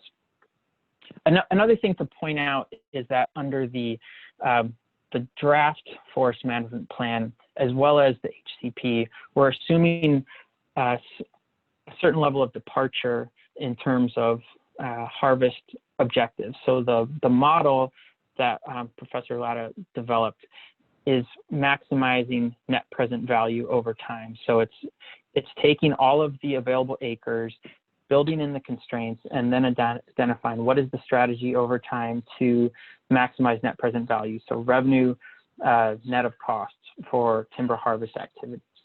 And the current forest management plan and that scenario in here follows the existing FMP and implementation plans and the non-declining even flow objectives, as opposed to the HCP and the draft FMP, which allow a little bit more variation from year to year. There still are constraints in terms of how much one year can vary to the next and how much any year can vary from the overall average. But in general, the constraints are somewhat relaxed for the draft FMP and the HCP. And this chart that you're looking at is showing average annual harvest volume in million board feet over time for the three scenarios. So what we've done is we've averaged the harvest volume, and all of these results I'm going to show you are structured in the same way. They're averaged into these 15-year bins. That point isn't telling you the sum of the 15 years, it's showing you an average year in that 15-year window. And when we look at this, we can see that the draft FMP starts out the highest in terms of volume. It's less constrained, and initially it has relatively lower acreage constraints, particularly in comparison to the current forest management plan, which has the lowest expected harvest volumes over time. But then those new constraints that we're assuming from new listings and expansions of existing species leads to a reduction in overall acres available for harvest as we move forward, so that draft FMP harvest schedule ends up declining a bit over time. It's also a function of the model's effort to maximize net present value, so it's going after the highest value stands earliest. So that the HCP, though, has consistent acreage availability over time. And when the model takes that step and tries to optimize revenue over time, it does also still slightly decline in terms of going after the most valuable first, but it's a much more stable and predictable harvest. So again, I want to keep emphasizing the fact that we are making some important assumptions, and ultimately there's a lot of uncertainty about what harvest would actually look like under the CFMP and DFMP out several decades into the future. But in general, based on these sort of best estimates of what the landscape is going to allow, we're expecting total harvest volume to be greatest under the HCP, averaging to 225 million board feet annually over the time frame, and least under the CFMP at 175. So these results trickle right down through the rest of the results you're going to see. Here I just wanted to quickly show that there are price differences. So this chart is showing you the average pond value, so taking the log prices that the model estimates based on the value of the logs that are harvested, and just averaging that for the total volume harvested in each of these. And what I want to emphasize here is that we've got the HCP capturing the highest value logs and the CFMP capturing the lowest value. But this is this is a very narrow range in terms of variation. If you look at the y-axis, we zoomed into just a little piece of it. If we had it go to 0, you wouldn't quite see it. So there's a difference, but it's a very small difference. And somewhat similar story in terms of harvest costs, that there are differences across the three. In this case, the draft FMP scenario has sort of generally the lowest costs, followed by the HCP. And again, I've zoomed in, but that draft FMP, again, is assumed to be less constrained and can go after the most profitable stands in terms of harvest, and that includes cost considerations. Hey, Mark, So, this is so then Deb. Mark, can I just jump in for 1 sec? And Troy, can you just help me with this? Do we have a lot of slides left? I don't have a flavor yet of how many questions are going to come up. I just want to watch the time and manage. What do you guys think? Yeah, I could, you know, I think I've got about 10 more slides that I need to touch. I was shooting for about 40 minutes. Is that a little and I think too long? Maybe I should shorten it up a little. I think they're all important, Deb. So I'd like to try to go through them and then leave time for questions. Okay. Do we officially end this meeting though? At 3:25, we're supposed to do the wrap up. So just as a heads up, we're getting close. Okay. Should I shoot for about 10 minutes more, or what would you? Well, I hear you. What Troy's saying is that there's a lot left. I just, you know, I'd like to see if we can get to some questions. Try for the 10 minutes. Let's see where we go. Okay. Okay. So harvest revenue follows a similar pattern where that first time period, draft FMP looks the best, but really the HCP has the most stable and the highest annual harvest revenue across the three scenarios. Now, so taking that harvest revenue and looking at distributions, that directly leads to more distributions to counties under the HCP, then following that by the draft FMP and the CFMP at the least.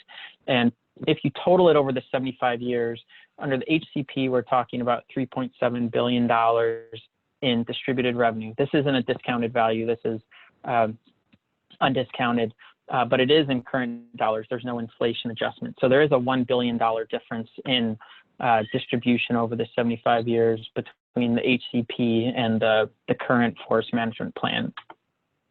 And so then similar patterns for retained revenue. And this chart here is showing the retained revenue after harvest for the department. This is not including costs.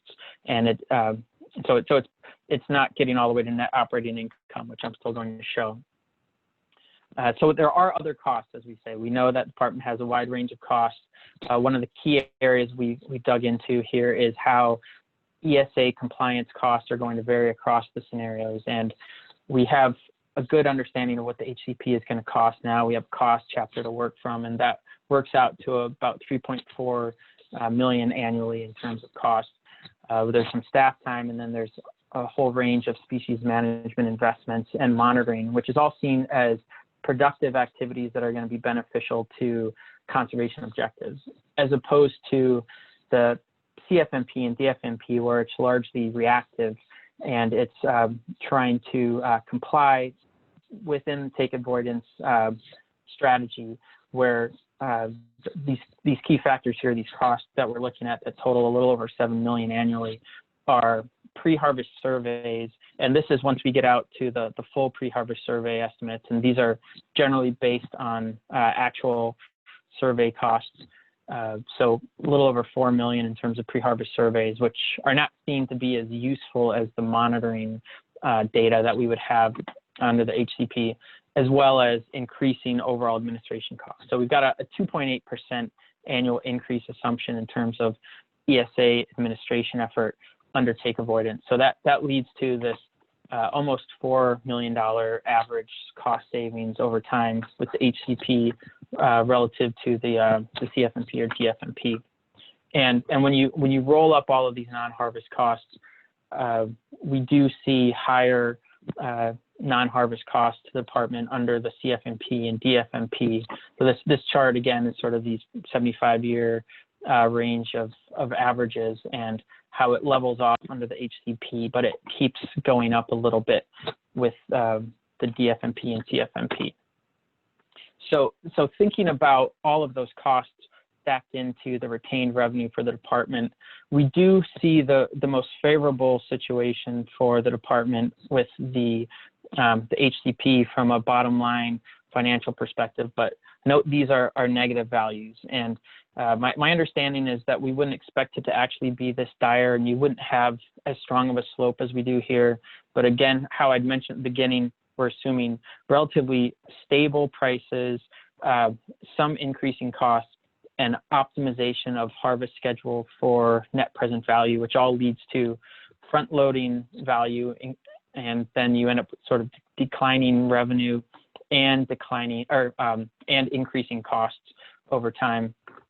Something we do like to think about, though, is the fact that these overall operations are sort of economically viable or solvent if we think about just the overall costs of all of the activities that the department oversees and the revenue that the harvest generate. That if we don't count the county payments, we do see net revenue, so all harvest revenue, all costs associated with the department in a positive sense. And again, it's most favorable under the HCP. So I'll just keep moving quickly because I know we don't have a lot of time here. But we did also look at. I didn't mean to rush you though, because people are letting us know in the chat box they're really interested in this information. So keep going and let me figure it out. I don't want to rush you. Go ahead. Okay. Thanks. Well, I think I've gotten through some of the key results here. As I said, we did want to look at social outcomes, and we looked at carbon sequestration, we looked at recreation, and we looked at cultural tribal uses of the landscape. I'll show you some quantitative carbon results, but I want to mention that in our investigations around recreation and cultural, we didn't find big differences. There is ultimately this greater stability to the landscape and more reliability or certainty around revenue under the HCP, which we understand could translate through to more durable and ease of investment in recreation and access for the forest. We did dig into this chart here is from OPRD's statewide comprehensive outdoor recreation plan, where we had some county level data at the activity level to line up different kinds of outdoor recreation in proximity to where the state forests are in the permit area. You look in the report, you'll see this breakdown. And we also tried to think about some of the distributional pieces in terms of where populations are, in terms of people, where they're growing, and some demographic breakdowns for minority groups. So there's a little bit in there, but I'll say that we didn't find anything where there was a dramatic difference from one scenario to another on those categories. And in terms of carbon stock and carbon sequestration, this here is showing the volume of standing carbon in the main tree trunks, the bole wood, in the forest inventory over time, again, over the full 75-year time frame. And the key points to note here are that it's going up for all of them. All of the scenarios, they're showing increases in carbon storage across the landscape.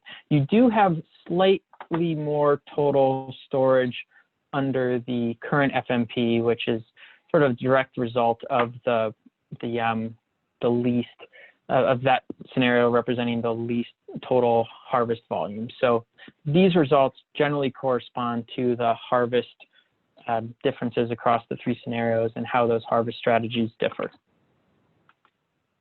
I think one of the key things that we want to emphasize here that we're finding is all of the different areas of uncertainty that the department and the forest and the various uses and benefits from the forest would experience under take avoidance. That the more we dug into it with some of the topical experts and thinking through exactly how people benefit from and use the forest, that the HCP is sort of an insurance policy that just gives more predictability and certainty. And so I think we understand that there's more certainty in those protected areas under the HCP relative to the other scenarios.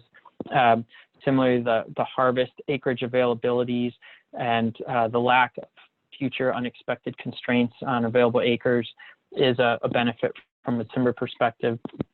There certainly are litigation costs out there looming at all times, and just several ways and reasons that an HCP helps to reduce and mitigate some of those cost risks. And one of the things that we've been finding also is that from a timber market perspective, the department has generally been a price taker and needs to accept the prices that the market is offering for its timber sales, for the logs.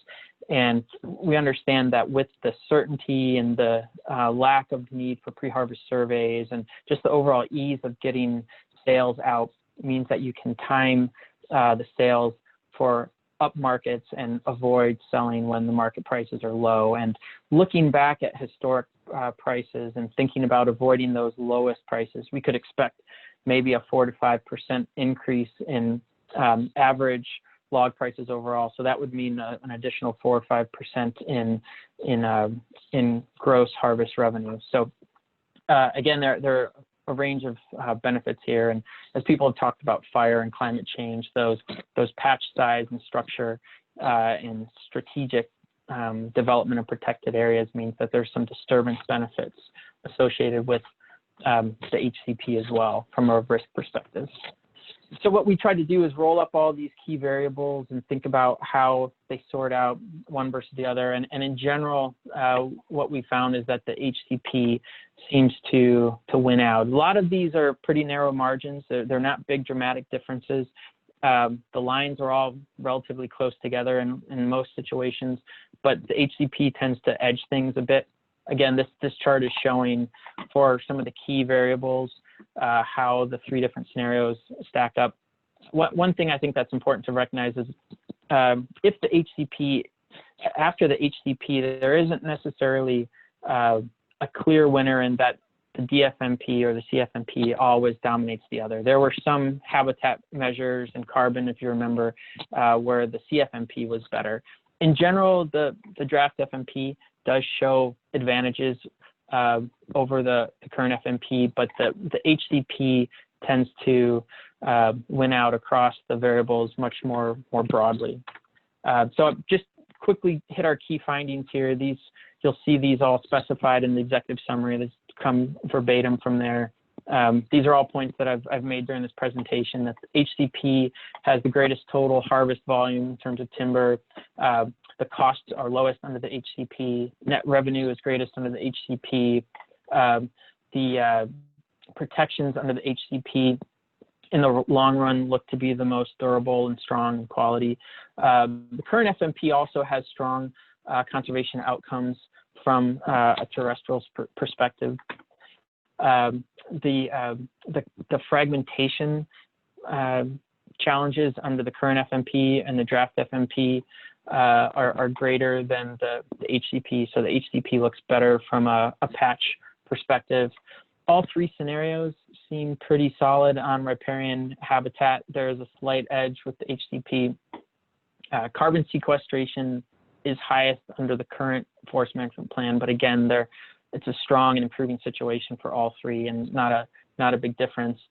And thinking about the stability and certainty and reliability of what the landscape opportunities are and revenue sources, it seems that from the recreation and cultural perspective, those are probably safest under the HCP and its stability as well.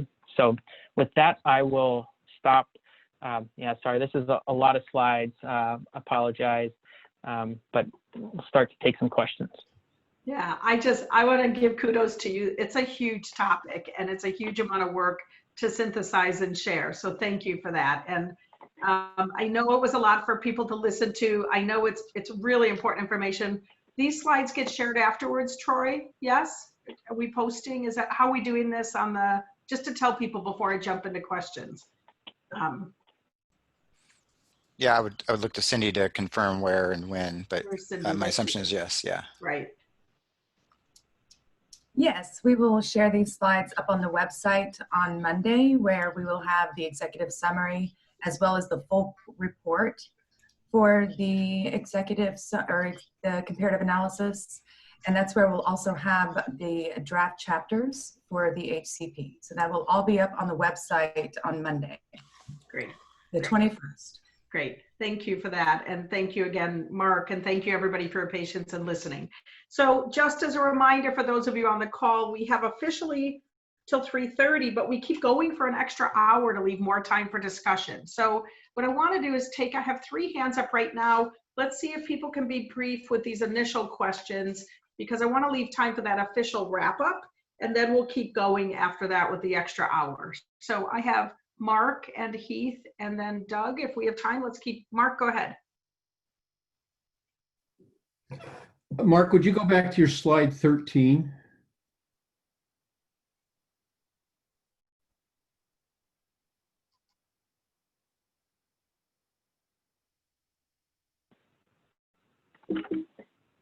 I think he's working on it. It looks like he's got to kind of. Yeah, can you hear me? Yeah, Yeah. he's doing okay. Can you guys see it? 13. Can you Go see ahead, him again? Mark.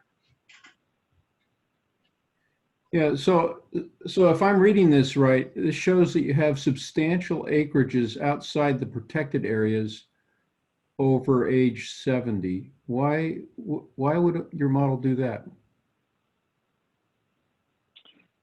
I don't know if Mike or Todd or Yeah. Troy want to answer that one first. Yeah, there's a couple of reasons. One is inoperable areas that the model won't harvest, and the other is additional species encumbrances under the 2 FMPs. So And it's not just the HCP that's limiting the amount of harvest. It's not just the HCAs and the RCAs limiting harvest. It's a bunch of other stuff on top of there. that's right. I mean, there's a variety of things in terms of inoperables areas, unloggable harvest units. Also the amount of HLHL and that sort of thing. Other regulations are at play as well.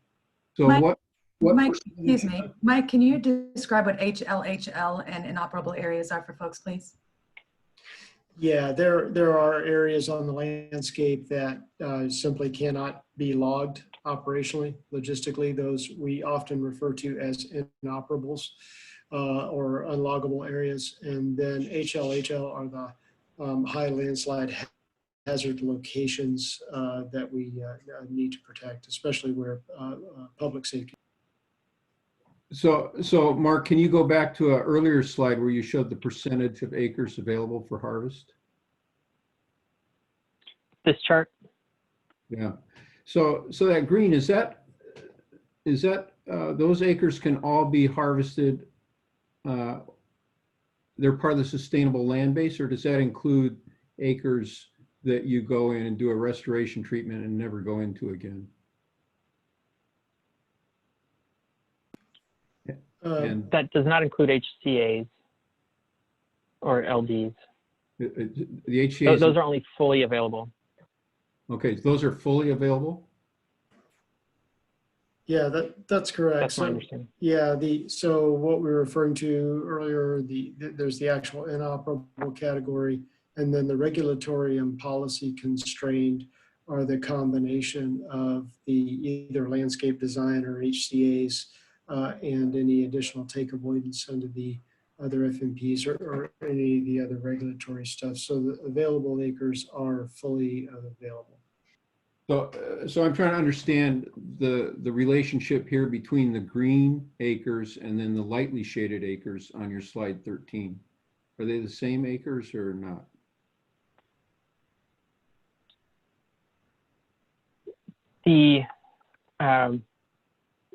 They could be.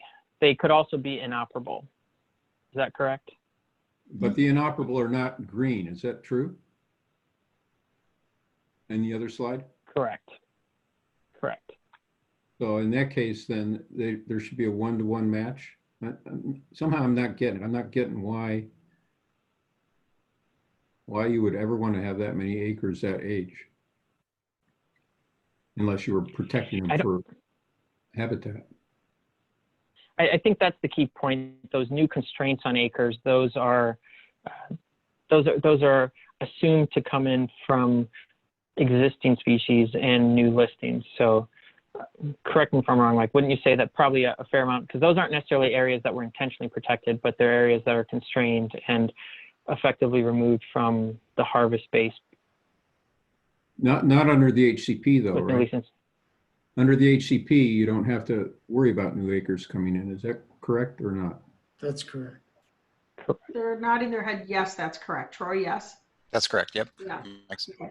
I have to, this is Deb, and I apologize, Mark. I have to interrupt for just a minute because it's 3:25 and I need to, for the official open to the public meeting, I just need to let a couple people do some wrap-up comments and next steps. Yeah, okay. And then we're hoping folks can stay still for the 3:30 to 4:30, and we'll pick back up on the questions. So Mark Buckley, you don't get to leave. That's like the rest of the team, stay here. So can I ask, I have two folks that I think have some next steps and wrap-ups for us, and I apologize, am I to Brett and then Brian, I think? I think, Brett, you're giving us like 2 minutes on status on stakeholder engagement and next steps. And then I think Brian will turn to you to help with the wrap-up. Okay, that's right, Deb. And yeah, I think there are a couple slides that Troy or whoever's navigating right now are going to get to, but in the interest of time, I'm going to try to do it in less than 2 minutes, knowing that I think what everybody really wants to get into is the substance. And I'm here on behalf of Oregon Consensus to talk about the external engagement process. So knowing that process concerns generally follow after people determine whether they have substance concerns, and a lot of the presentation to date today has been on substance. I'll just touch really quick on, let's see, Troy, if we can go to the next slide. Okay, and yeah, keep rolling forward. I'm just going to do this really quick in the interest of time. So this is where we are now. I mean, this slide depicts the overall external engagement process to date, and the yellow circle or oval represents where we are now. The red oval highlights kind of where we've been. And so there have been multiple touch points along the way. This slide doesn't depict everything. It doesn't show everything. This public meeting has been the latest in a series of large public meetings. We've had other more direct engagement, including with the counties and stakeholders, aside from these big public meetings. And there's more of that to come. So why don't, in the interest of time, there's more to say about this, but let's just go to the next slide, if you don't mind, Troy. Thanks. Hey, Brett, can I do one quick clarification? This is Deb. These are called open to the public meeting, not public meetings, because these are not formal public input periods. Those happen during NEPA. So open to the public means we're engaged in conversation with you as the HCP development process is happening, but we have not crossed the line to that other side into the formal public input. So anyway, keep going, Brett. Okay, thanks, Deb. So I mean, where we are right now is there's been, everybody knows the upcoming board forestry meeting on the 6th. We've had a lot of process to date. The goal around all of this is to generate an HCP that's scientifically credible, operationally feasible, and has been through a transparent and open process with information sharing. And I think we're all aware on the project and process side of this that you all have opinions on scientific credibility, operational feasibility, and kind of the openness and you know, when information's gotten to you and how much time you've got. But that being said, the goal here is to make sure that you've got feedback around, as you've input into this process with your thoughts and desired interests and where this is going, that you know by the time we get to the October board meeting, kind of how your input's been addressed. And I think the back and forth we had earlier with Seth Barnes was an example of that, where, you know, Seth has raised over time the interest in seeing active management in riparian areas, and Mike and Troy articulated the kind of where that's landed in the process. And it may not be where it lands, may not be exactly where any individual stakeholder wants it to land on any issue, but we want folks to know kind of where and why their feedback has landed. So on the horizon here, we've got upcoming meetings with counties, and whether that's FTLAC as the forum or the Council of Forest Trust Land Counties meetings, continued engagement with the counties and individual representative conversations. We have a meeting on the 17th of September with the State Forest Advisory Committee, a joint focus group meeting on September the 24th, and additional individual kind of stakeholder representative conversations upcoming. And then on the 6th of October is the board meeting and decision on whether to proceed into the next phase of HCP work or not. And what I wanted to say here is, let me, if you don't mind, Troy, I think, what's the next slide? I just want to be sure I'm not cutting anything off or out. Okay, yeah, if you can go back, this is Jason's slide.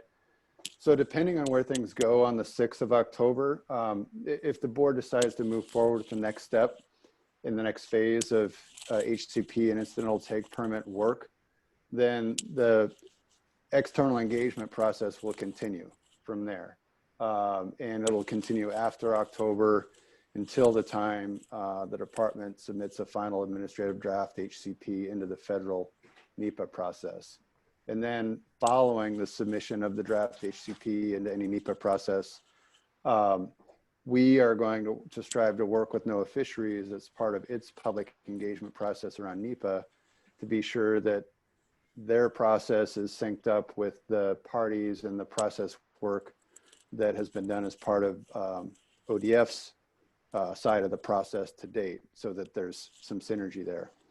And should the board not move forward with, continued forward movement on HCP and incidental take permit work, then based on the board's feedback, the State Forest Division is going to determine future public engagement, and ODF will engage stakeholders in the pathway for continued management of state forests. So I wanted to just be really brief, knowing we've got time constraints, and then as folks, I think we realize, are gearing up for the October 6th board meeting, turn it over to Jason Cox with ODF about how engagement at that board meeting will work. Sure. So October 6th Board of Forestry meeting, continue to be virtual meetings, opportunities for invited testimony and public testimony. This will be accepting written and verbal testimony. For written testimony for public comment, submit that to boardofforestry@oregon.gov. Please include the title HCP Board Decision. Written testimony needs to be submitted by 11:59 p.m. Friday, October 2nd, to be distributed to the Board of Forestry. For verbal testimony, oral testimony, there will be limited slots available due to time constraints. If you wish to provide verbal testimony, there'll be a link included in the Board of Forestry agenda, and we ask you to use that process. And that'll be part of the instructions on the Board of Forestry website as well. Sign up opens at 8 a.m. Thursday, October 1, and we'll close at the end of the day. And we'll send you a confirmation email with the time slot and instructions for accessing the Zoom meeting so long as available time slots exist. And again, these instructions will also be posted to the Board of Forestry site, so have a chance to see those again. Great. Thank you, Jason. And I just want to check with Cindy. Anything else before I go to Brian for the wrap up? Yes, thank you, Deb. And thank you again, everyone, for participating and being patient in the process. I do want to let you know that we're going to try to see if we can get these materials up on the website sooner than Monday. What we're trying to do here, just so you know, in order of operations, is we would like our board members to have materials at least at the same time as the public and stakeholders do. And those materials go out on Monday. But I think that if we're able to at least link them to the website and show them where we're putting the materials, then we can probably meet that. And I'm checking with Hillary with the board's office right now to make sure that that is okay. So understand that you need as much time as you can get to process. So I'm going to work on that for you. Really appreciate it. Thank you so much. And then Brian for a wrap up, please. Yeah, thank you, folks. I know as we were coming to the end of the meeting, Mark was giving out a lot of really good information, and we've got a lot of questions in the queue. And so I'm going to hold most of my wrap-up comments for the next hour because I'm going to stay with you and work through those questions and hear your thoughts for sure. But for those of you that have to leave, really appreciate you being here. We're hearing your concern that the information is not coming out fast enough, and clearly Cindy just said we're working on that to try to make it as quick as possible. But truly appreciate you engaging in it. And when you think about those materials coming out, you think about the board meeting on the 1st of October, again, please remember that that vote is to continue working on an HCP or not. And so by no means is it the end of the public comment with the board. We will have discussions with the board if we continue with the HCP process. And so as that information gets codified and gets packaged and out, we want you to have it, and we want you to talk to us about it and our board members around it. So more to come on that.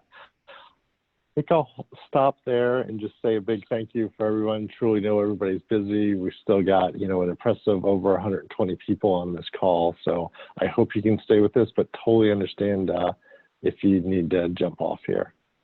So thank you. Great, thank you for that. And I just want to say as a process person, this is Deb Noodleman, that we know Oregon Department of Forestry staff are on the front lines fighting these fires right now. And we're grateful for the time and the energy that's still going into the HCP development. We understand.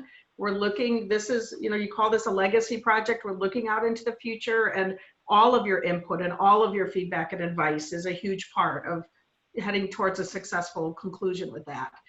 I noticed Lena Tucker, Deputy Forester, you're still with us, and thank you for staying with us throughout. I don't know if I'm not going to put you on the mark if you want to say anything else, or we just wrap up. Want to thank everybody who has been engaged in this project. There has been an amazing amount of high quality work done in a very short amount of time in a very strange year. 2020 will just go down in history for many things. So I appreciate the time, efforts, and dedication.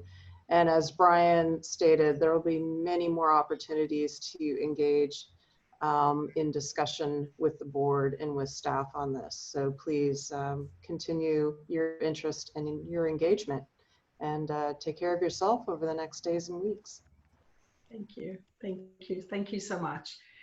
So we are now, you know, unofficially or officially closing the full portion of the open to the meeting public, and we're staying for this extra hour. For those of you that used to come to the in-person meetings, this is when you get up, take a stretch, walk around, and start engaging in really rigorous, robust conversation in small groups. So let's just pretend we're doing some of that.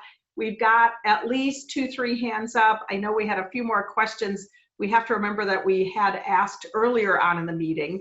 So we'll take those for sure, and then we'll see what else comes up in the discussion. And I'll also look to Sylvia and Jason to help me if there are other ones that came into the queue through the chat box. So Mark, I want to make sure you were finished because I had to cut you off. Mark Rasmussen, how are you doing with your questions? Let's go on. I'm very interested, and I'm going to have to find someone, you know, where I can focus on this with and have them explain it to me. Okay, yeah, they're great questions, and it is a bit of a deep dive. So thank you for making the effort. How about Heath Curtis and then Doug Cooper? Go ahead, Heath. Yeah, I've got a couple questions, one regarding the draft FMP and one regarding the current FMP. Regarding the draft FMP, you know, the actual draft document that's out doesn't actually include much in the way of details in terms of an aquatic strategy or steep slope protections. I'm surprised to see the harvest volumes and the numbers that you've derived under that draft FMP, and I'm left to conclude that I don't understand what the management prescriptions actually are under that draft FMP. Can you tell me what presumptions you made for modeling those outputs under the draft FMP in terms of structure targets, what your steep slope management prescriptions would be, what your departure schedule would be?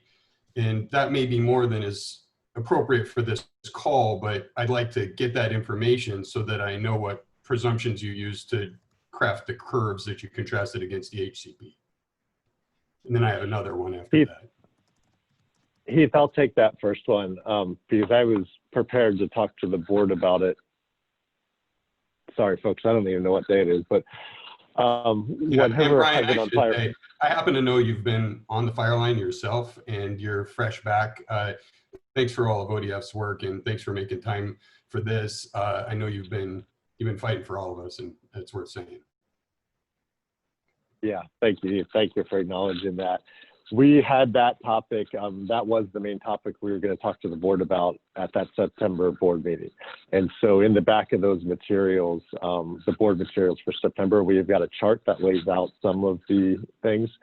If you grab that, and then we can follow up with you. And so for those folks who are interested in that, it does lay out those assumptions and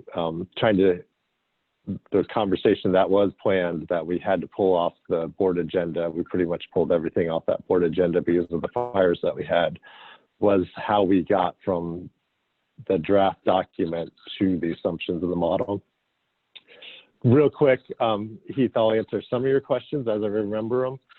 On the steep slopes, they are similar to how we implement now. You know, we modeled them how we would model the current one. On the riparian strategies, we modeled it how we implement the current one now. And we heard Mike talk to it earlier around, you know, we're allowed to harvest by policy in the current FMP riparian strategies, but we typically don't. And so that's how we modeled the new one. And then your question around, and we saw it in Mark's map around the landscape design strategy. How does that look? And what we did was we put that at about 36% of the forest in the landscape design. And we had a criteria in there, which I'm sorry, I can't remember now. I won't try to speak to it. But what it did was pick high quality stuff, but very fragmented way. And you can see when you look at that presentation, that middle map that Mark showed, you can see very small kind of landscape design pieces. And so, you know, there's pros and cons to that. Anyway, I'll pause there and point you to those board materials. That's fine, and I can follow up with you separate, and I'm sorry if I missed that in those September materials. I guess I would caution Mark then, to the degree that there are those large volitional commitments toward habitat, I personally don't think it's appropriate to style it as a take avoidance strategy or a take avoidance FMP. That is to say, it implements, in my mind, many of the habitat prescriptions under the current FMP and doesn't mark a deviation in practice as I had anticipated.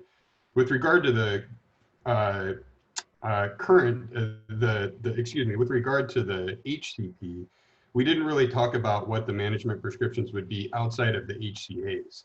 That is to say, for instance, what are the steep slope strategies outside of the HCAs that you intend to pursue? Are you rolling forward the FMP, you know, inner gorges? Are you, what are your management constraints outside of the HCAs?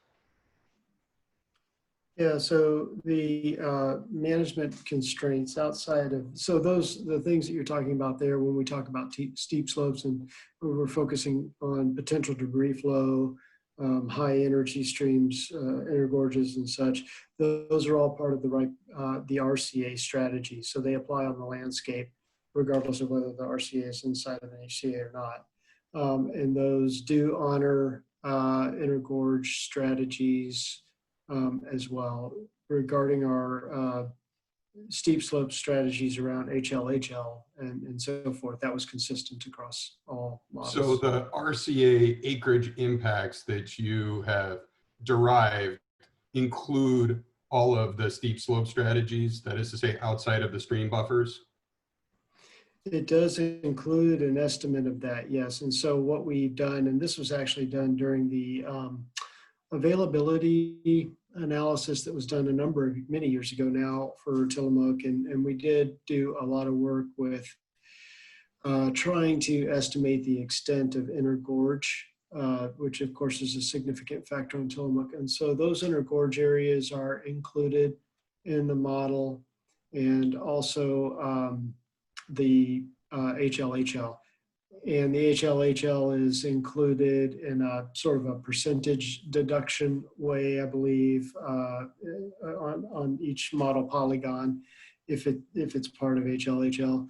And then the inner gorges generally align with the streams, but they were a separate DEM exercise, digital elevation model exercise. And so, you know, the point is they provide an estimate of those acres that would be off limits. Not necessarily, we know it's not extremely precise on all the places that they would occur. Kind of like all of the modeling. It's really important to understand with the RCA modeling.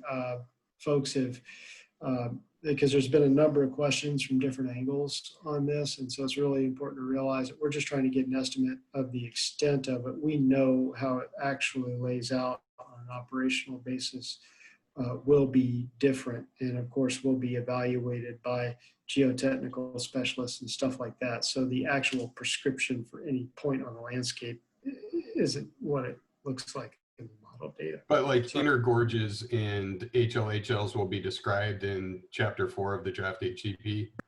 Yes. Okay. I just want to jump in. Keith is tracking, but there's a lot of other folks on the phone that don't know us as well.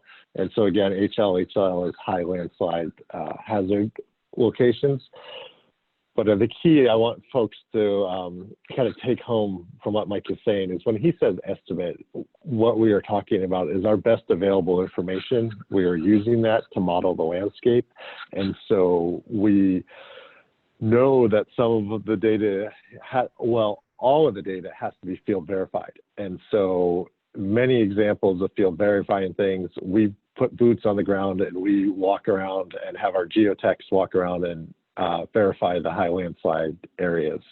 So sure, we can model it for this discussion with the board and for planning purposes, but the reality is when we do an operation, we put boots on the ground.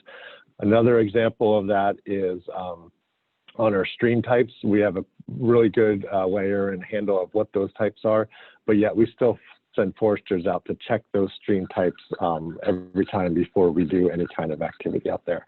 And so, you know, again, we are planning and modeling over a 7-year period using the best available information, but we have always put our best field people on the ground to verify when we actually do operations and not work off the models.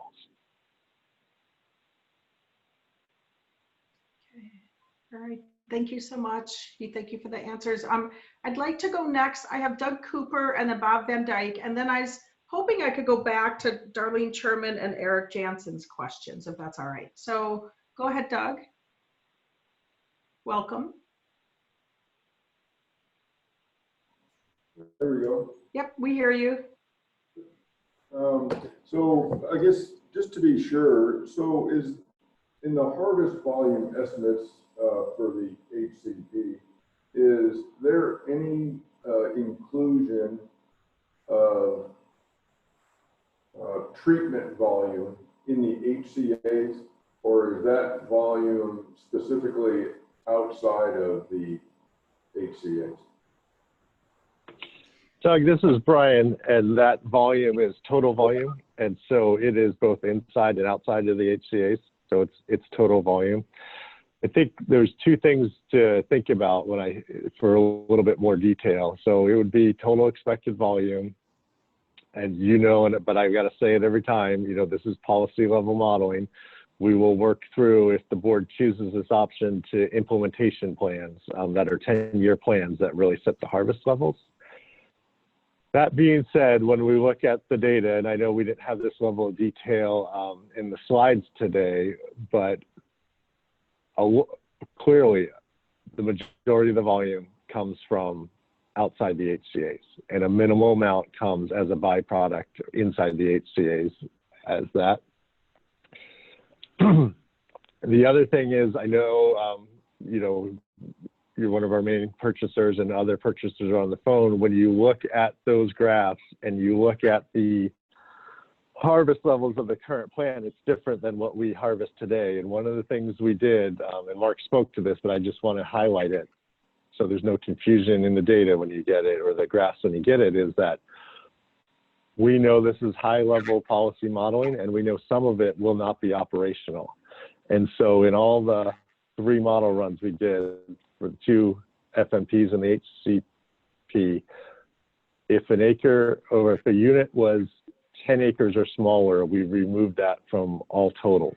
So all habitat totals and all volume totals. Because till we field verify it, we're not sure if those are feasible units or not. And so that was the way that we were kind of doing some quality assurance as we go to operational, that those numbers match up more. So Brian, this is Brett. My read on that is what you're saying is your model runs are more, you're hedging towards a conservative estimate by removing those 10 acres or less. Is that right? Yeah, and to be clear, we're hedging to a conservative estimate because we haven't, it's not the time to ground truth at all and kind of do those operational checks that we need to do with the field before we kind of finalize a volume. That we're years away from that. And so that's exactly, thank you, Brett, for helping with that. That's exactly what we're doing. Okay, can I ask another quick one? And we'll be on here for a little while, so I'll get back in the queue. Go ahead. You can go ahead and finish, Doug. Yeah. So prior to, in the information that's going to be released prior to the board meeting, will there be distinctions of harvest volumes, revenue, et cetera, for each of the areas that are identified and or by county? Yeah, Doug, when the information comes out, and if I'm reading the chat right, and somebody will correct me if I'm wrong, if I'm reading the chat right, the information will get loaded tomorrow. We're hoping now to get it out there tomorrow on the website. The one piece, and so yes, it will be sub-geographic region. And so we'll have those sub-geographic regions. The one document that we are continuing to work on and continuing to finalize is the full comparison analysis report. What you'll see when you look at the website is the executive summary. We're still looking at that full report. In that full report, there will be an appendice in the back, and it will have revenue and volume by county. So I know that there's been a couple of chats here, so just for clarity, tomorrow we will have the presentation given today, so the slides, as well as the video of this meeting. On Friday, we will do our best to get the executive summary up, as well as the report and the draft HCP chapters. It may be the executive summary, and we may be loading the other 2 on Monday, but we're going to do our best to get all of those up on Friday so that you have the weekend to look at them. Thank you. Thanks for saying that, Cindy. I actually just noticed it in the chat box myself, so I'm glad you actually spoke it to everybody in case they didn't see it. Anybody else before I move on to the next person? Want to say anything else on Doug's questions? No? Okay, thank you for that, Doug. So I have Bob Van Dyke next. Hi, thank you. Can you just summarize the prescriptions outside of the HCA? Like what's the harvest rotation assumptions and the retention requirements? Thank you.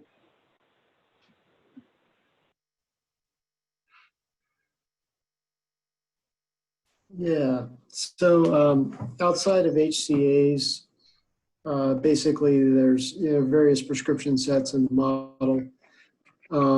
And it's more of an outcome of what the model chooses to get to the best net present value answer that it can, given all the constraints around it.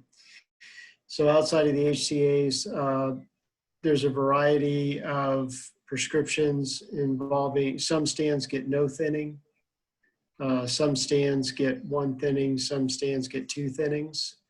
It really boils down to site and stand characteristics. One of the things, the real driver there is the landscape goal outside of HCAs was to have 30% of the landscape in stands 0 to 30 years old, 30% of the landscape in stands between 30 and 60 years old, and then 40% over 60. Again, some of those will go older than that because they're on inoperable areas outside of HCAs. So other than that, it wasn't terribly prescriptive. Leave requirements were left pretty general. They don't really reflect the leave strategy nuance that will be in effect in the HCP, which is focused on leaving the biggest and best legacy components available on the landscape. We have not quite figured out the actual number of trees per acre, if you will, for green tree retention outside of HCAs and such. I think maybe I'll put Todd Heron on the spot here and ask him to maybe comment further on a little bit of that. Yeah, I guess I would just add that the prescription, the thinning prescriptions that are in the current yield tables are in line with what we currently call a moderate thin. So they're density driven. So density being stand density index. So and it varies. I forget the actual thresholds that were included. Sorry, but generally 55 to 60% of max SDI, thinning down to that 35. Generally 35% of max SDI in that range. So kind of moderate thin. And like Mike said, there were some stands had multiple entry options, and then the model was able to select the sequence of those thinnings that it chose to implement. And then the leave tree component follows our current FMP strategy. So it's the stands or trees. The general rule is just trees greater than the QMD, greater than 16 inches, targeting the QMD of the stand, and 5 trees per acre. Okay, thank you. And I think if I heard that just by way of quick follow-up, the oldest cohort, the 40% that's over 60, will include some inoperable areas that get older and that make up that they're not necessarily operable. Maybe some may not, but will certainly include the inoperable ones that you can't cut. And then how much operable, we don't know. That would be a separate question to look at. So thanks. Thank you. Thank you, and thanks for being with us. Can I just ask, who is Courtney Bangs? I'm just trying to do a little bit of balance of speaking time. Do you want to introduce yourself? Yes, my name is Courtney Bangs. I'm Clatsop County Commission-elect. I'll be starting in January. Welcome. And why don't you go ahead, Courtney, because I wanted to kind of wrap up on this list of people, and then I will come back to Darlene and Eric's questions. So go ahead, Courtney. I just have a question in regards to all of the fires going on around the state, some which are on state forests, obviously, as we know. Will we be taking a step back to reassess any of the changes that the fires have caused? And will there be additional time for stakeholder input?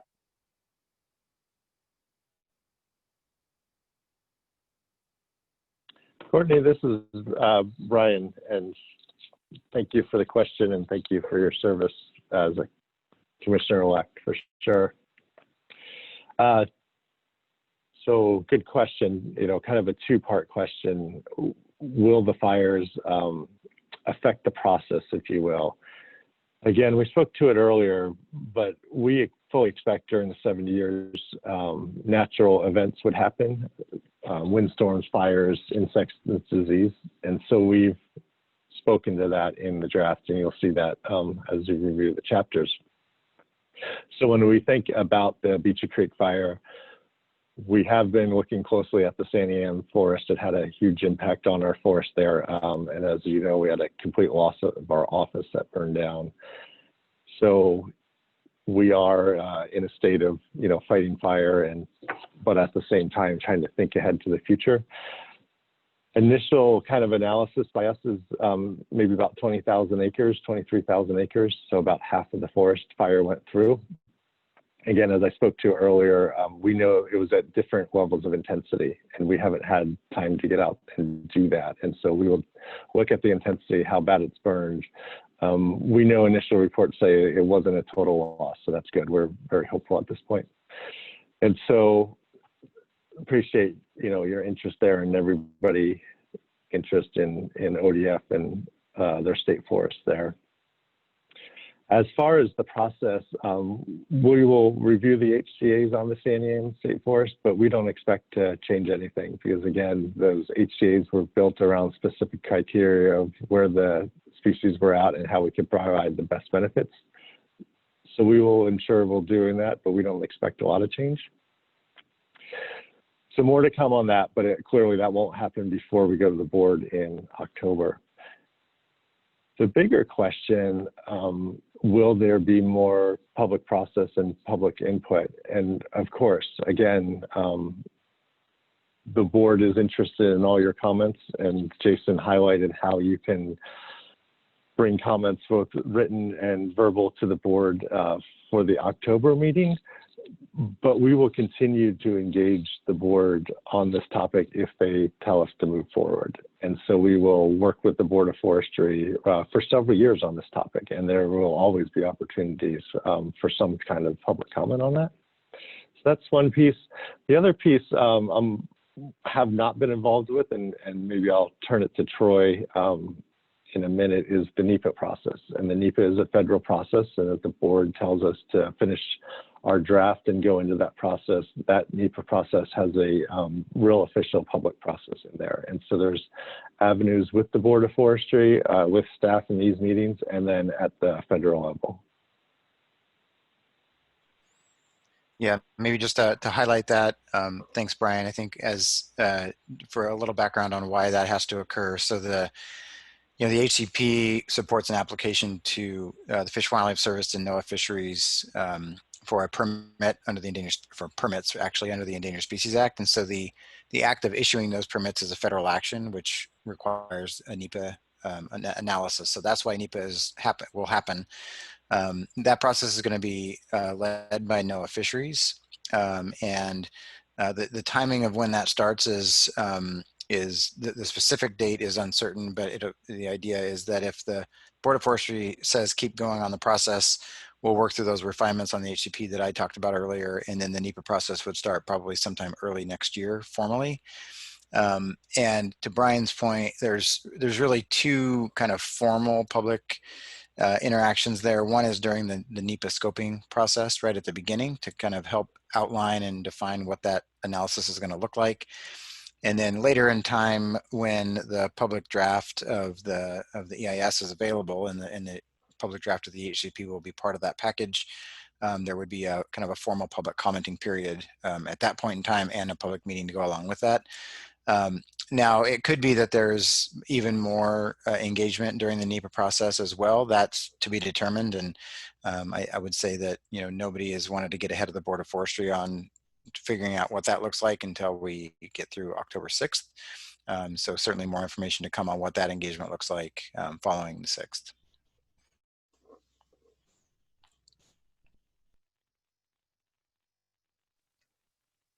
All right. Okay to keep going? Excellent, gentlemen. Thank you very much. And I also do want to, I just want to input here that, I really do appreciate your time and service and trying to figure this all out and try to develop all of these model runs and so on and so forth. So I do appreciate the time that you guys are spending on it. And to all of our ODF members who are on the fires, I appreciate your service. And I see a list of you who have probably just returned maybe yesterday or maybe 48 hours ago. So again, I appreciate it. Thank you so much. Great. Thank you, Courtney. Thank you for being here. So I think where I'm going next now is we're going to revisit the questions we had at the end of the earlier section, and Darlene and then Eric's question. And I don't know if you want to remember for yourself, Darlene. Okay. Sylvia, I know you've wrote them down too. But. Yeah. All right. Go ahead. So I'm interested in this, the whole project area that's considered for the Habitat Conservation Plan. what areas and sort of acreage have been identified as sort of old growth trees now in the stands, and how many of those areas are incorporated into either the riparian or the habitat conservation areas in the proposal? Yep, and I can answer that for you. Regarding old growth, we have that at the stand level where we've identified old growth. We don't have every individual tree, I'll speak to what we have, and then I'll speak to the strategies. So currently, we identified a couple different ways. There was a district analysis of just identifying old growth, and we've carried that forward in our the modeling efforts. And what is your definition? Did you have sort of an estimated age for that old growth?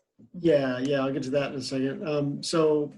There's 138 acres historically that we have recognized formally as old growth patches. When we get to an actual definition, though, there is a definition that we are using, which is concurrent with, or that goes along with the FEMAT definition of a stand that's 175 years old or older.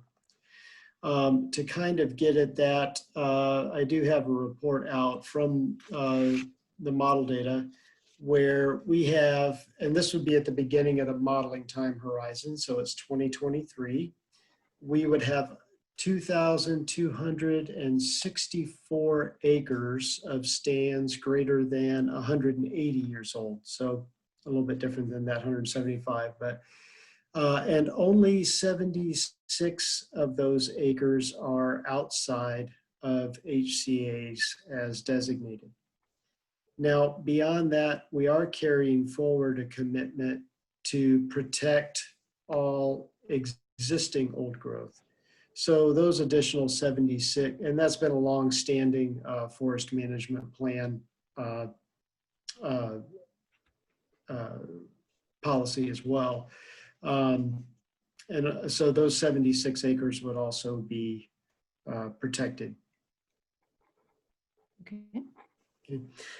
While we're here, I did also want to touch on one other point that's come up before versus what's in and what's out. We've kind of gotten around it a little bit today, but our inoperable areas where we cannot log logistically. And so just to give you a little bit of a breakout there, we have about 180,000 acres all told in the permit area that are inoperable. The different landscape designs for the different scenarios cover them differently, of course. On the HCAs, about 60% of those inoperable areas are also included in HCAs.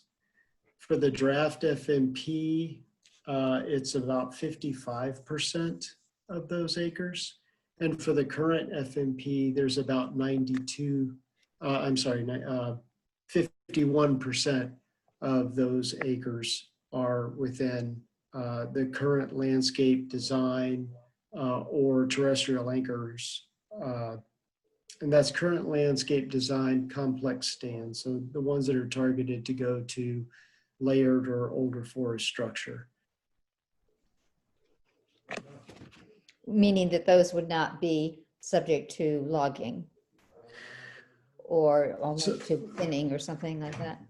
So current with those are ones with the current logging technology we cannot log, and so they wouldn't be subjected to any management activities like thinning or clear cutting or whatever.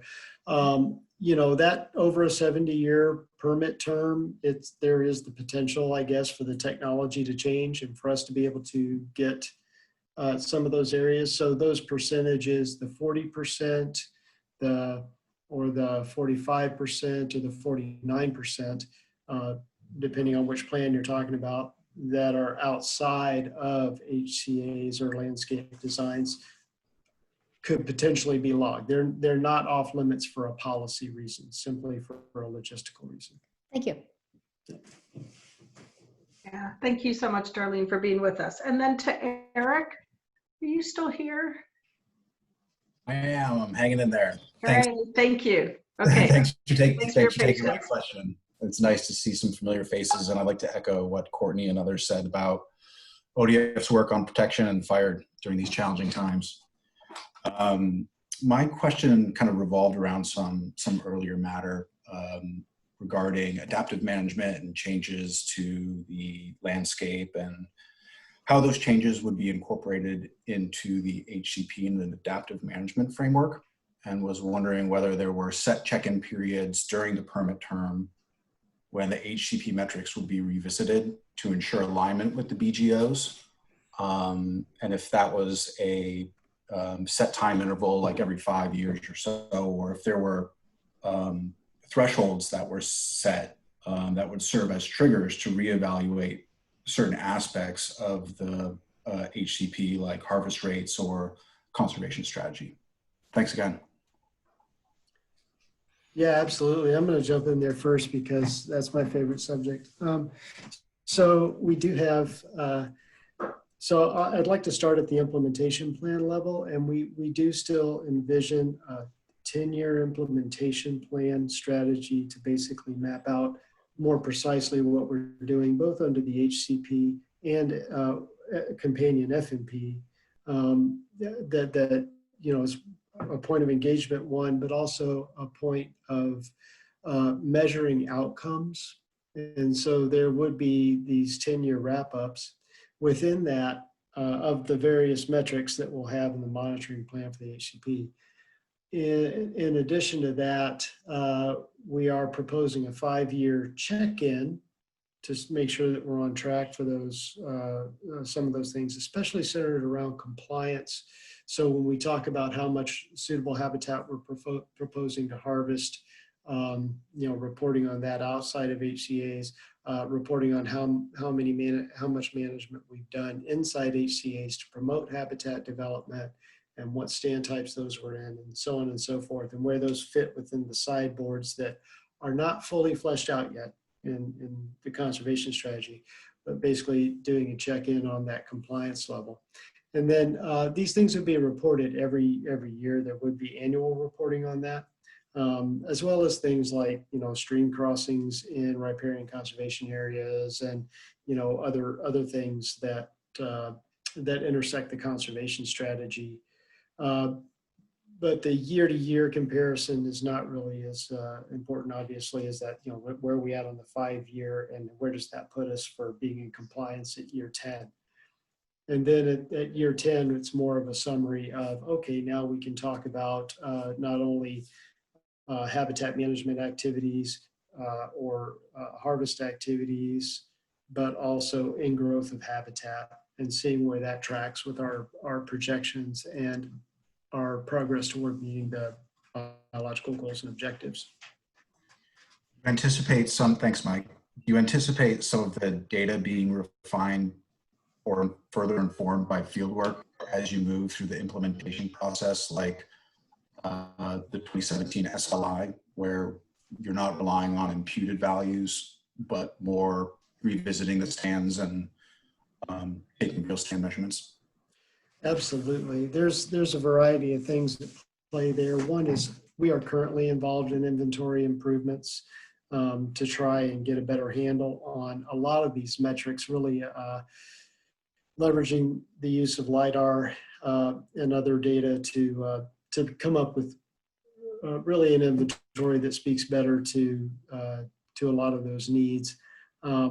That's a subject I could talk about for hours, so not today. But we do also, of course, we envision that early on in the HCP, there will be quite a bit of field work to verify the habitat condition of the stand, to understand what really the objectives for that stand are, especially in HCAs, where we're going to have to be pretty nuanced around some of the habitat characteristics that we want to promote, even though most of that work is going to be done in younger stands that are very marginal habitat now within the HCAs to produce suitable habitat later.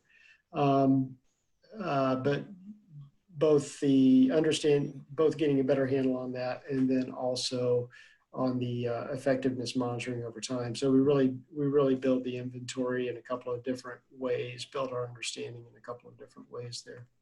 but then over time, less and less reliance on that as we're able to model it better based on our understanding. Okay. Troy or Brian, anything on this? Just checking when you're not on mute, just curious. Yeah, I would just add, Eric, you also mentioned thresholds and triggers. You'll see some of that in chapter 6 of the draft HCP when it's posted, which is the monitoring and adaptive management chapter. We did try to contemplate what some of those thresholds and triggers might be. Of course, we can't contemplate all of them, but it is, I think, enough to inform a framework for sure.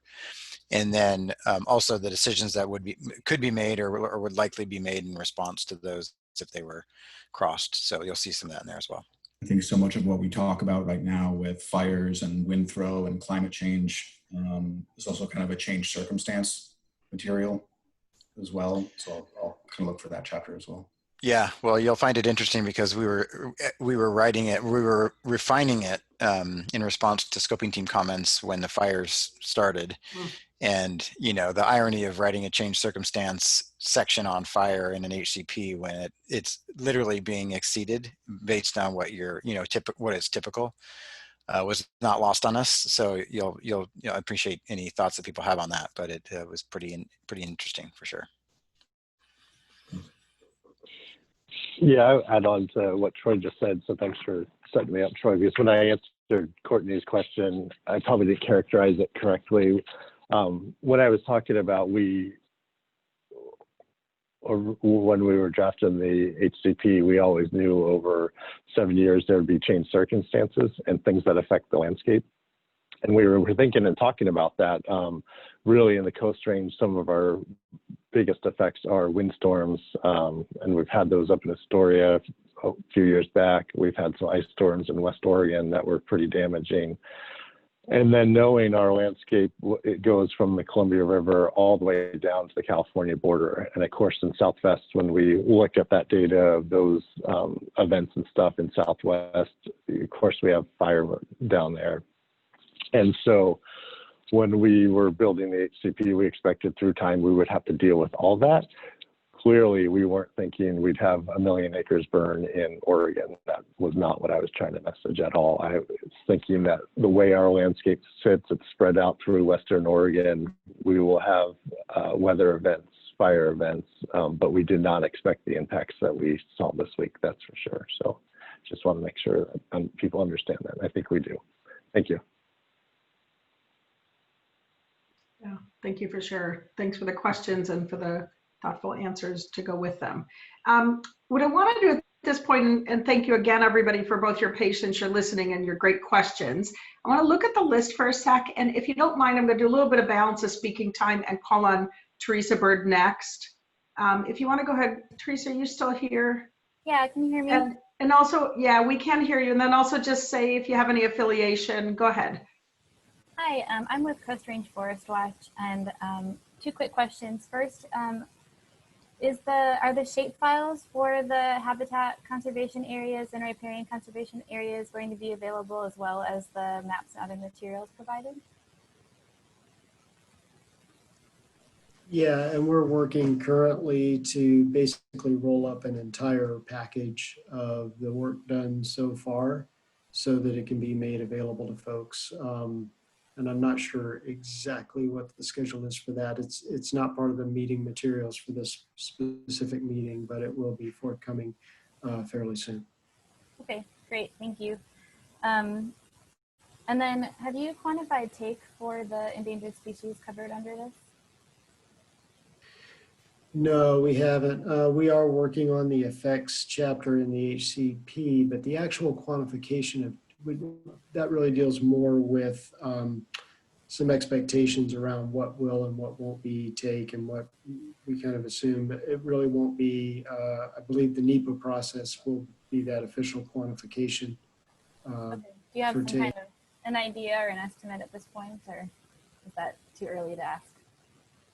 Yeah, I think one way I think about that, Teresa, is what you'll see in the effects analysis chapter that we put out there for people to consume is some assumptions about habitat loss over time and habitat gained over time, frankly. It's in both the conservation strategy chapter, which is chapter 4, and the effects analysis chapter, which is chapter 5. And you'll see some tables and charts in there that kind of illustrate what that looks like over time, because it's not, I guess, one of the benefits of the way we've done at least the terrestrial modeling is that we're not only looking at what the kind of state of habitat is today, but also how it changes in the future and can equate potential loss of habitat in the future, because it's going to change. So that is all in there. We also, talk about potential effects on species locations as we understand them today. So nest locations, assumed nest locations for mirrolets, for example, anything we have about the other terrestrial species related to just, occurrence information, which is somewhat limited for some of them. And then for fish, of course, it's based more on fish distribution, which is pretty well understood, et cetera. So that's all in there. I think what Mike was getting at in terms of actually quantifying and illustrating what is take, that's something that there are I'd say some ongoing conversations around that. It's pretty clear when we're dealing with, a nest site, for example, if it's going to be impacted, that's a pretty easy thing to illustrate. But when we're talking about habitat, there's conversations to be had about, the quality of habitat that would constitute take versus not. So that's really, I think it's that nuance that we're filling in the gaps there. But the quantification of acres and locations and all that shows up in the effects analysis chapter. Great, thank you. Thank you, and thank you for being with us today. I want to look at the list. I have about 8 minutes left for my official end time of the meeting with folks. I want to just notice, so Ray Jones, you haven't spoken yet, and then Nick Cady's on the list, and then I'll come back to others that have already had a chance to speak once. Ray, are you here? Is Ray Jones still here? Might be on mute. Didn't let him know I was going to call on him. I can come back. I'll kind of listen, and Sylvia, you help me too for Ray Jones, Stimson Lumber. Okay, if I can get, do you see if he's double muted, Sylvia? You're talking, but I'm mute. Yeah, he's not connected via audio, so I'll just check with him. Oh, okay. Can you send a little chat message and we'll see, because there's a hand up. And then Nick, why don't you go ahead and then I can come back to folks that have already spoken once. Go ahead. Yeah, can y'all hear me? Yep, we can hear you. Yeah, my question is about the... Oh, a little louder, Nick. You're sounding kind of far away. Yeah, my question is about the habitat conservation areas. I was just wondering if when you're making site-specific decisions on whether treatment is... Nick, you just totally faded out. You said something about site-specific decisions, but that's the only thing we could hear. Any way you can get closer to a microphone or turn up your volume? Oh, actually, hold on a second. I think, Jason, you might have received an email from Nick that had that question. Sounds like pretty similar there. Can you read that to us, please? Yeah, it's in the chat. Let me pull that up. Oh, I'm sorry. I'm not. Yes, only some of us can see the chat.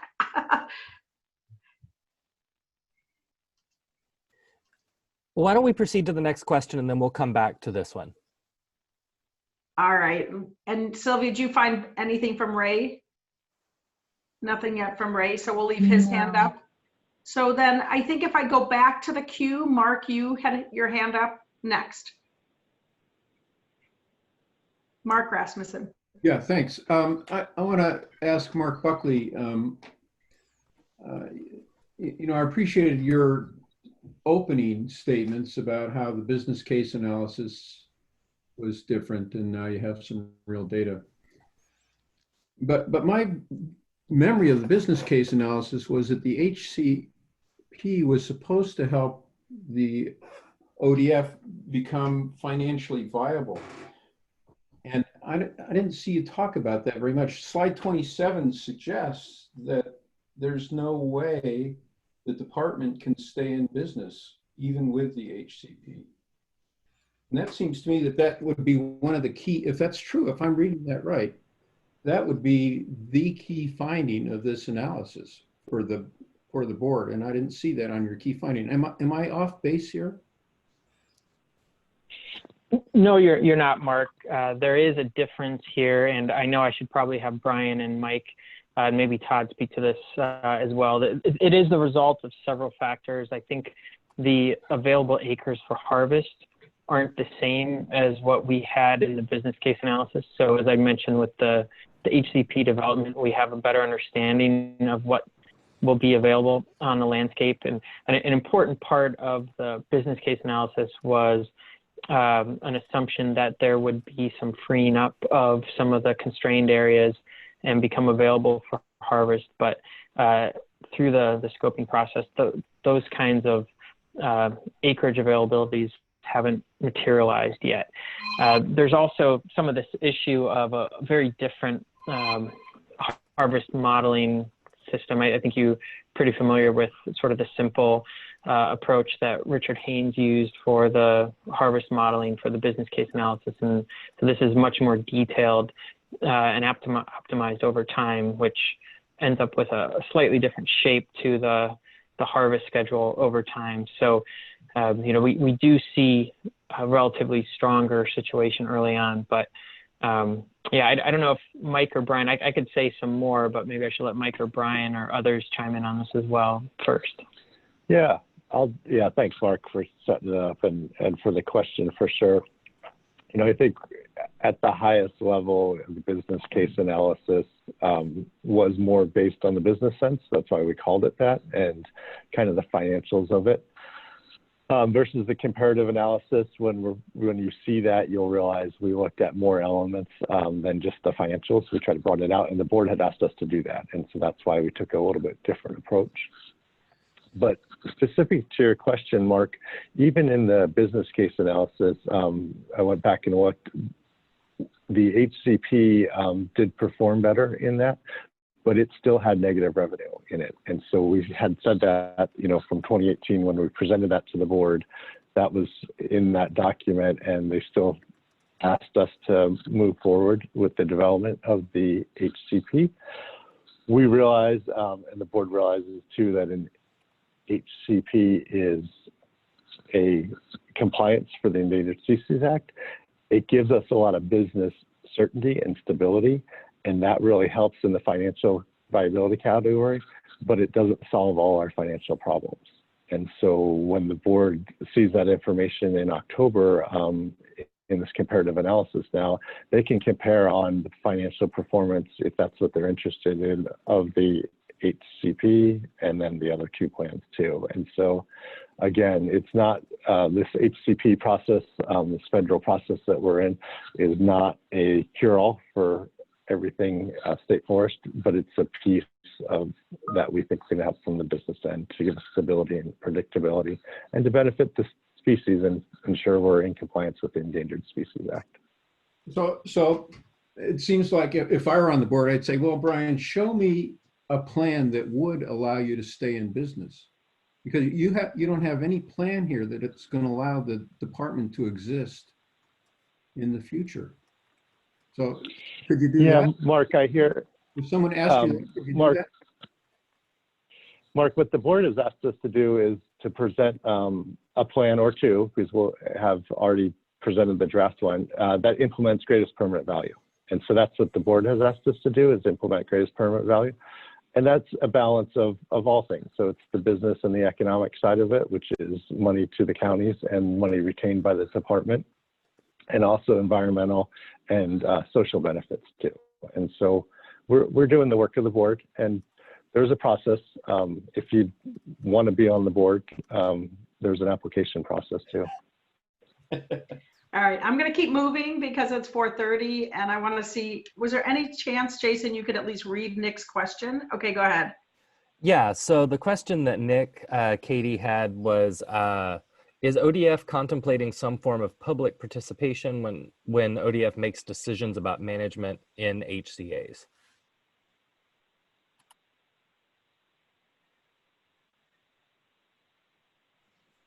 I think I'll take a stab at answering And that. this will be the last, because then I'm going to have to wrap up. Go ahead, Mike. Yep.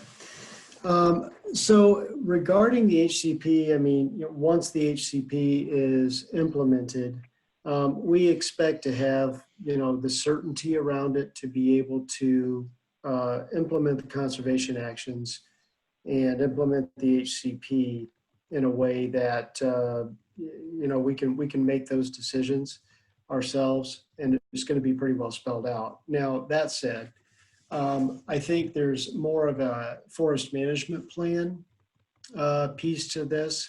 And it's how we dovetail those two things together, whatever companion forest management plan we develop to implement the HCP along with, is really having stakeholders in the public involved in the implementation planning process to help understand the direction that we're going, take input on the direction that we're going, and then being able to really kind of it helps us adjust our monitoring.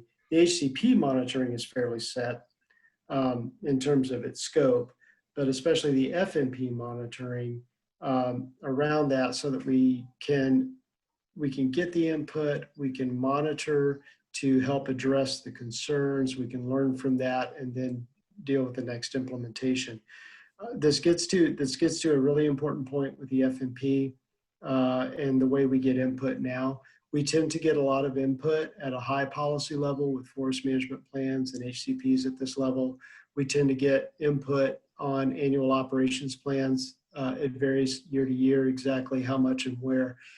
We tend to get very little input on 10-year implementation plans, where we really are seeking to engage people more. So in concert with the 10-year monitoring piece and reporting piece for the HCP that I was talking about earlier, trying to blend that with our FMP implementation periods to really make that a meaningful vehicle for people to get their heads around, so that we're able to get input and respond on a time frame that people can get their heads around, that isn't just like year to year to year, and it isn't 70 years in the future either.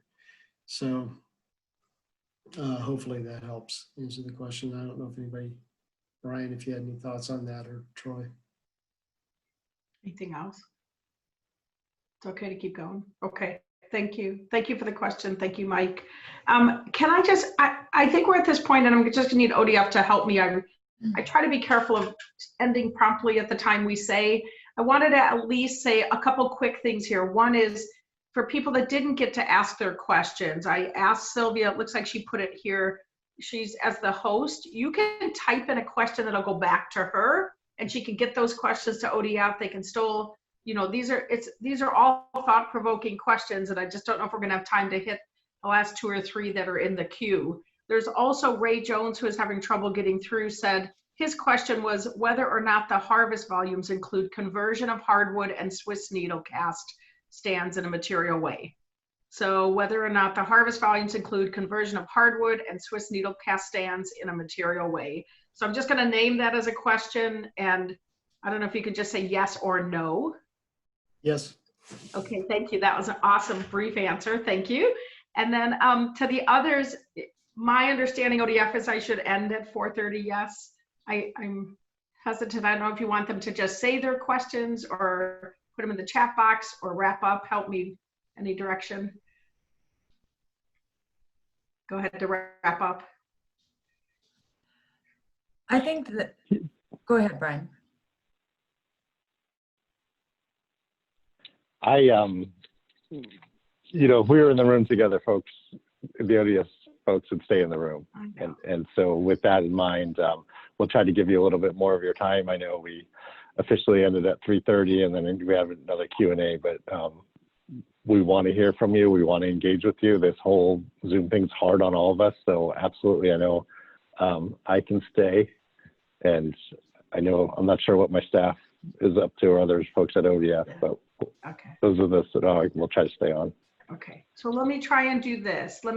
So we got the answer to Ray Jones, which the yes was a real answer. And then let me just see, Seth, you left your hand up, and I don't know if the others took their hands down because they thought we were finished, but no, Doug, you can put your hand back up again if you want to. So Seth, do you want to go ahead and at least say your question? It looks like Doug might still want to ask his. Let's see if we take a couple more minutes, folks.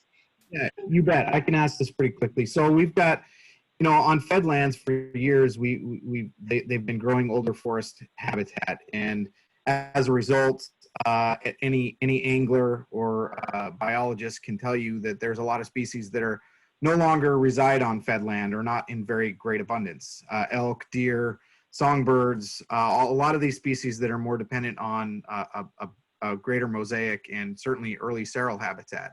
So the question I have is, in your analysis or in your HCP document, are you going to have any sort of acknowledgement for, or any sort of consideration for these non-target species, right? I know that the focus is on these target species for older forests, but there's a trade-off there.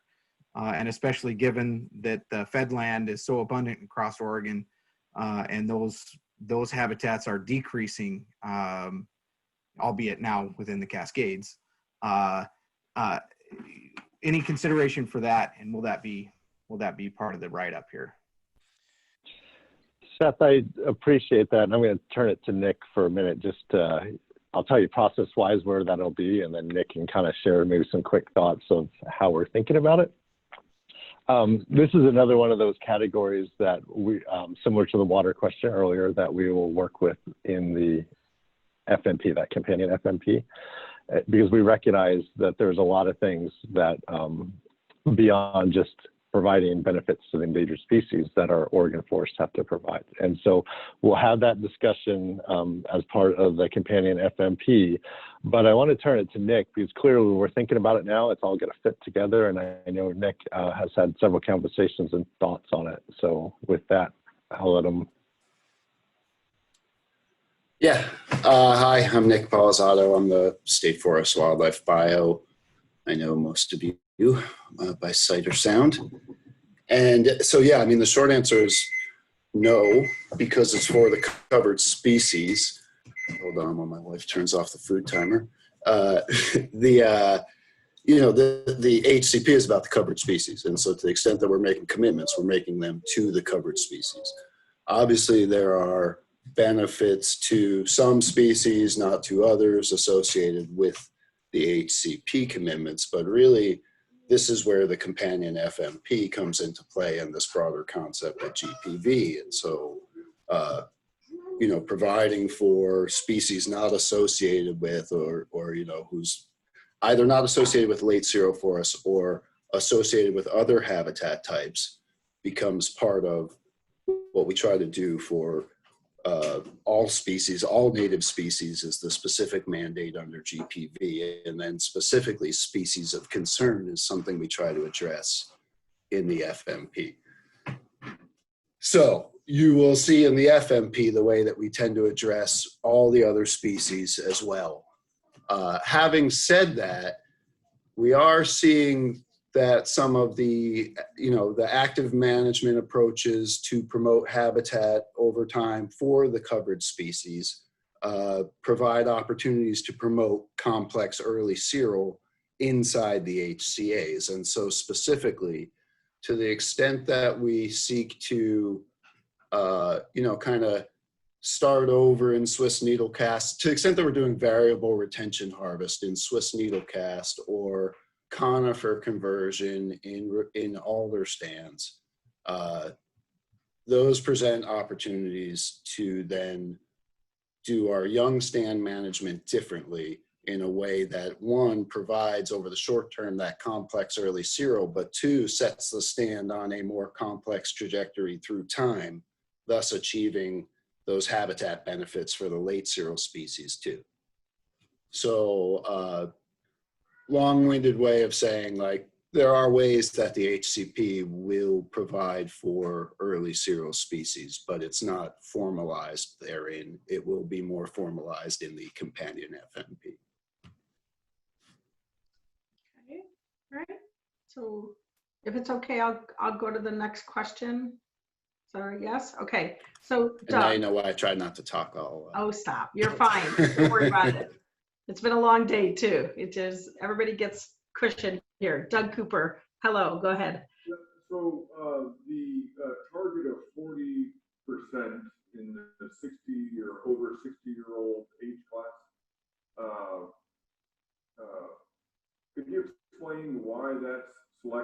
especially under a scenario in a model that is trying to maximize NPV? I think I got that question.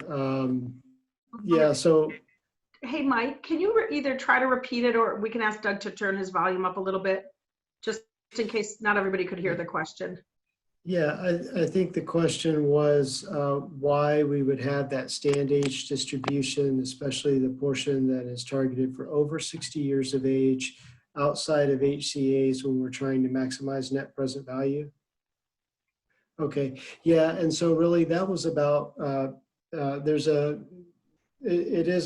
gets in the way of net present value, of course. And what it really was just a way of, we know that even though the HCAs are doing a great job, there is a general landscape pattern and connectivity out there that we are going to have to address.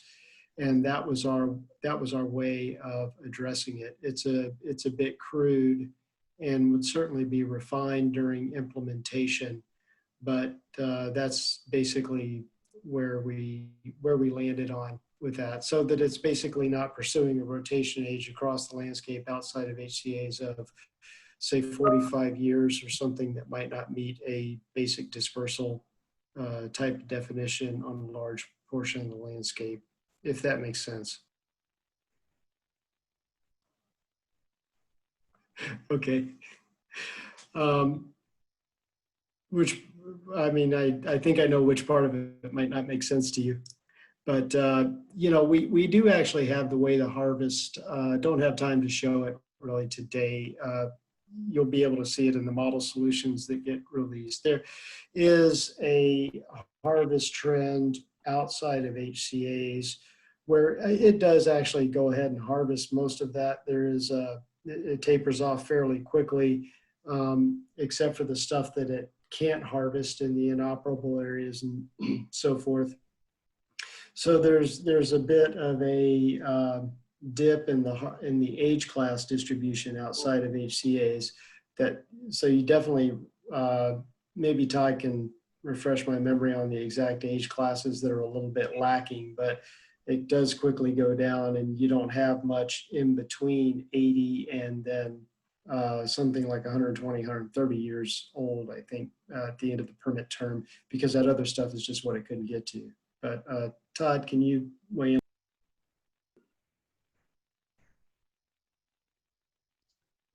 There you go, Todd. Yeah. I was just trying to pinpoint the age that Mike was trying to focus in on here. So, yeah, I mean, the majority, Mike's right, there's, outside of the HCAs, you can picture kind of this, it's not really bimodal, but there's a younger age cohort through age 40, age 60, and then there's a gap in the age class. And then there's this older component that's associated with the inoperables, and then some other stands that get left behind, if you will, to meet that 40% target. And so it occurs around age 80. Okay, if you can hear me, it's probably a lot deeper answer than we've got time for. So I'll try to maybe find another opportunity, Mike or Todd. Okay, appreciate that, Doug, and the questions and hanging tough and staying with us here. So I do think this is Deb Noodleman's voice again, Kearns and West. I do think it looks like we've taken on some of the questions. I know there's plenty more we want to leave time for all of you to absorb this information. I want to thank Cindy for that report out of the coming soon and more available, which is literally hot off the press, and you know, speeding up the time in order to give people as much review and consideration as possible. So kudos and thank you for that, and hoping that'll be really helpful for everybody.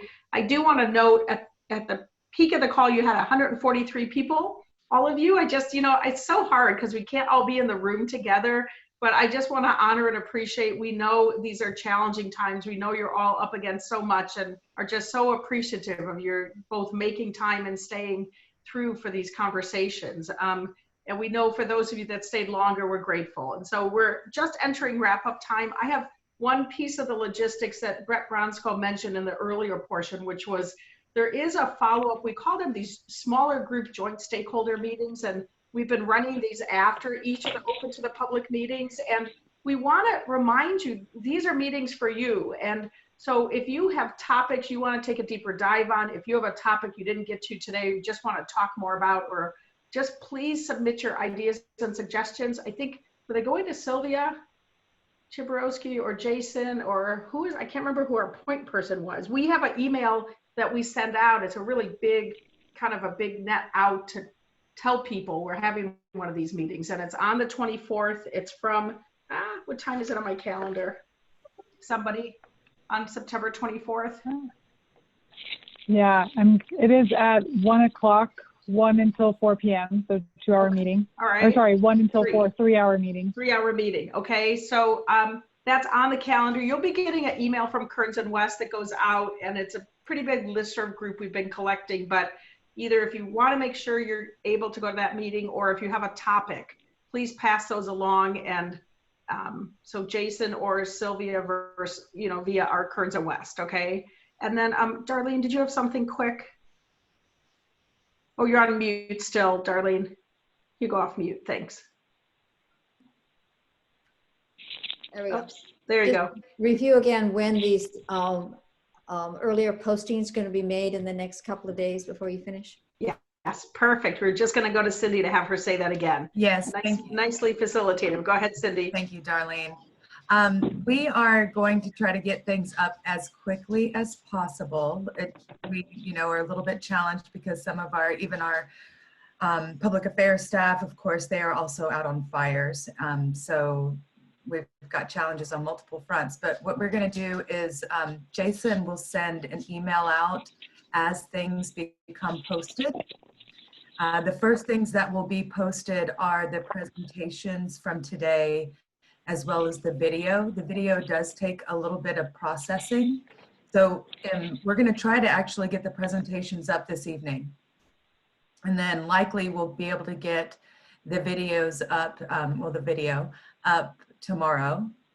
And then on Friday, we will try to have the documents ready for you. And again, Jason will email you and let you know when these are ready. And those documents are the comparative analysis report and executive summary and the draft HCP chapters. That's awesome. Thank you. Okay, and then Sylvia just put into the chat box her email address if you want to get invited to September 24th, or if you have ideas for topics. If you've gotten an email from us, you're already on the list. So you don't have to tell us you want to be on the list. If you've seen an email, if you've been invited to one of those smaller group stakeholder meetings that are always follow-ups to these open to the public meetings, then don't worry, you're still on the list, and you'll get the invitation to September 24th, 1 to 4, okay? What I want to do is, Brian, if you don't mind, I was going to give you the final word again. Let you wrap up the wrap-up, if you would. Thank you. Yeah, that'd be great. And folks, I can't thank you enough for staying on here. We've got 50 people still on the line with us, and I really appreciate that. And I really appreciate your questions and thoughts. I know as we put out this information, it may not be best aligned with where your values are at, but we are truly trying to work for all of our Oregonians here. So I know some of this is not what you'd like to see, but I really appreciate your professionalism. And also I realize the team here, the HCP team, has done great work, but it's a lot, and it's a lot to go through. So appreciate your taking the time and kind of working through it and wanting it.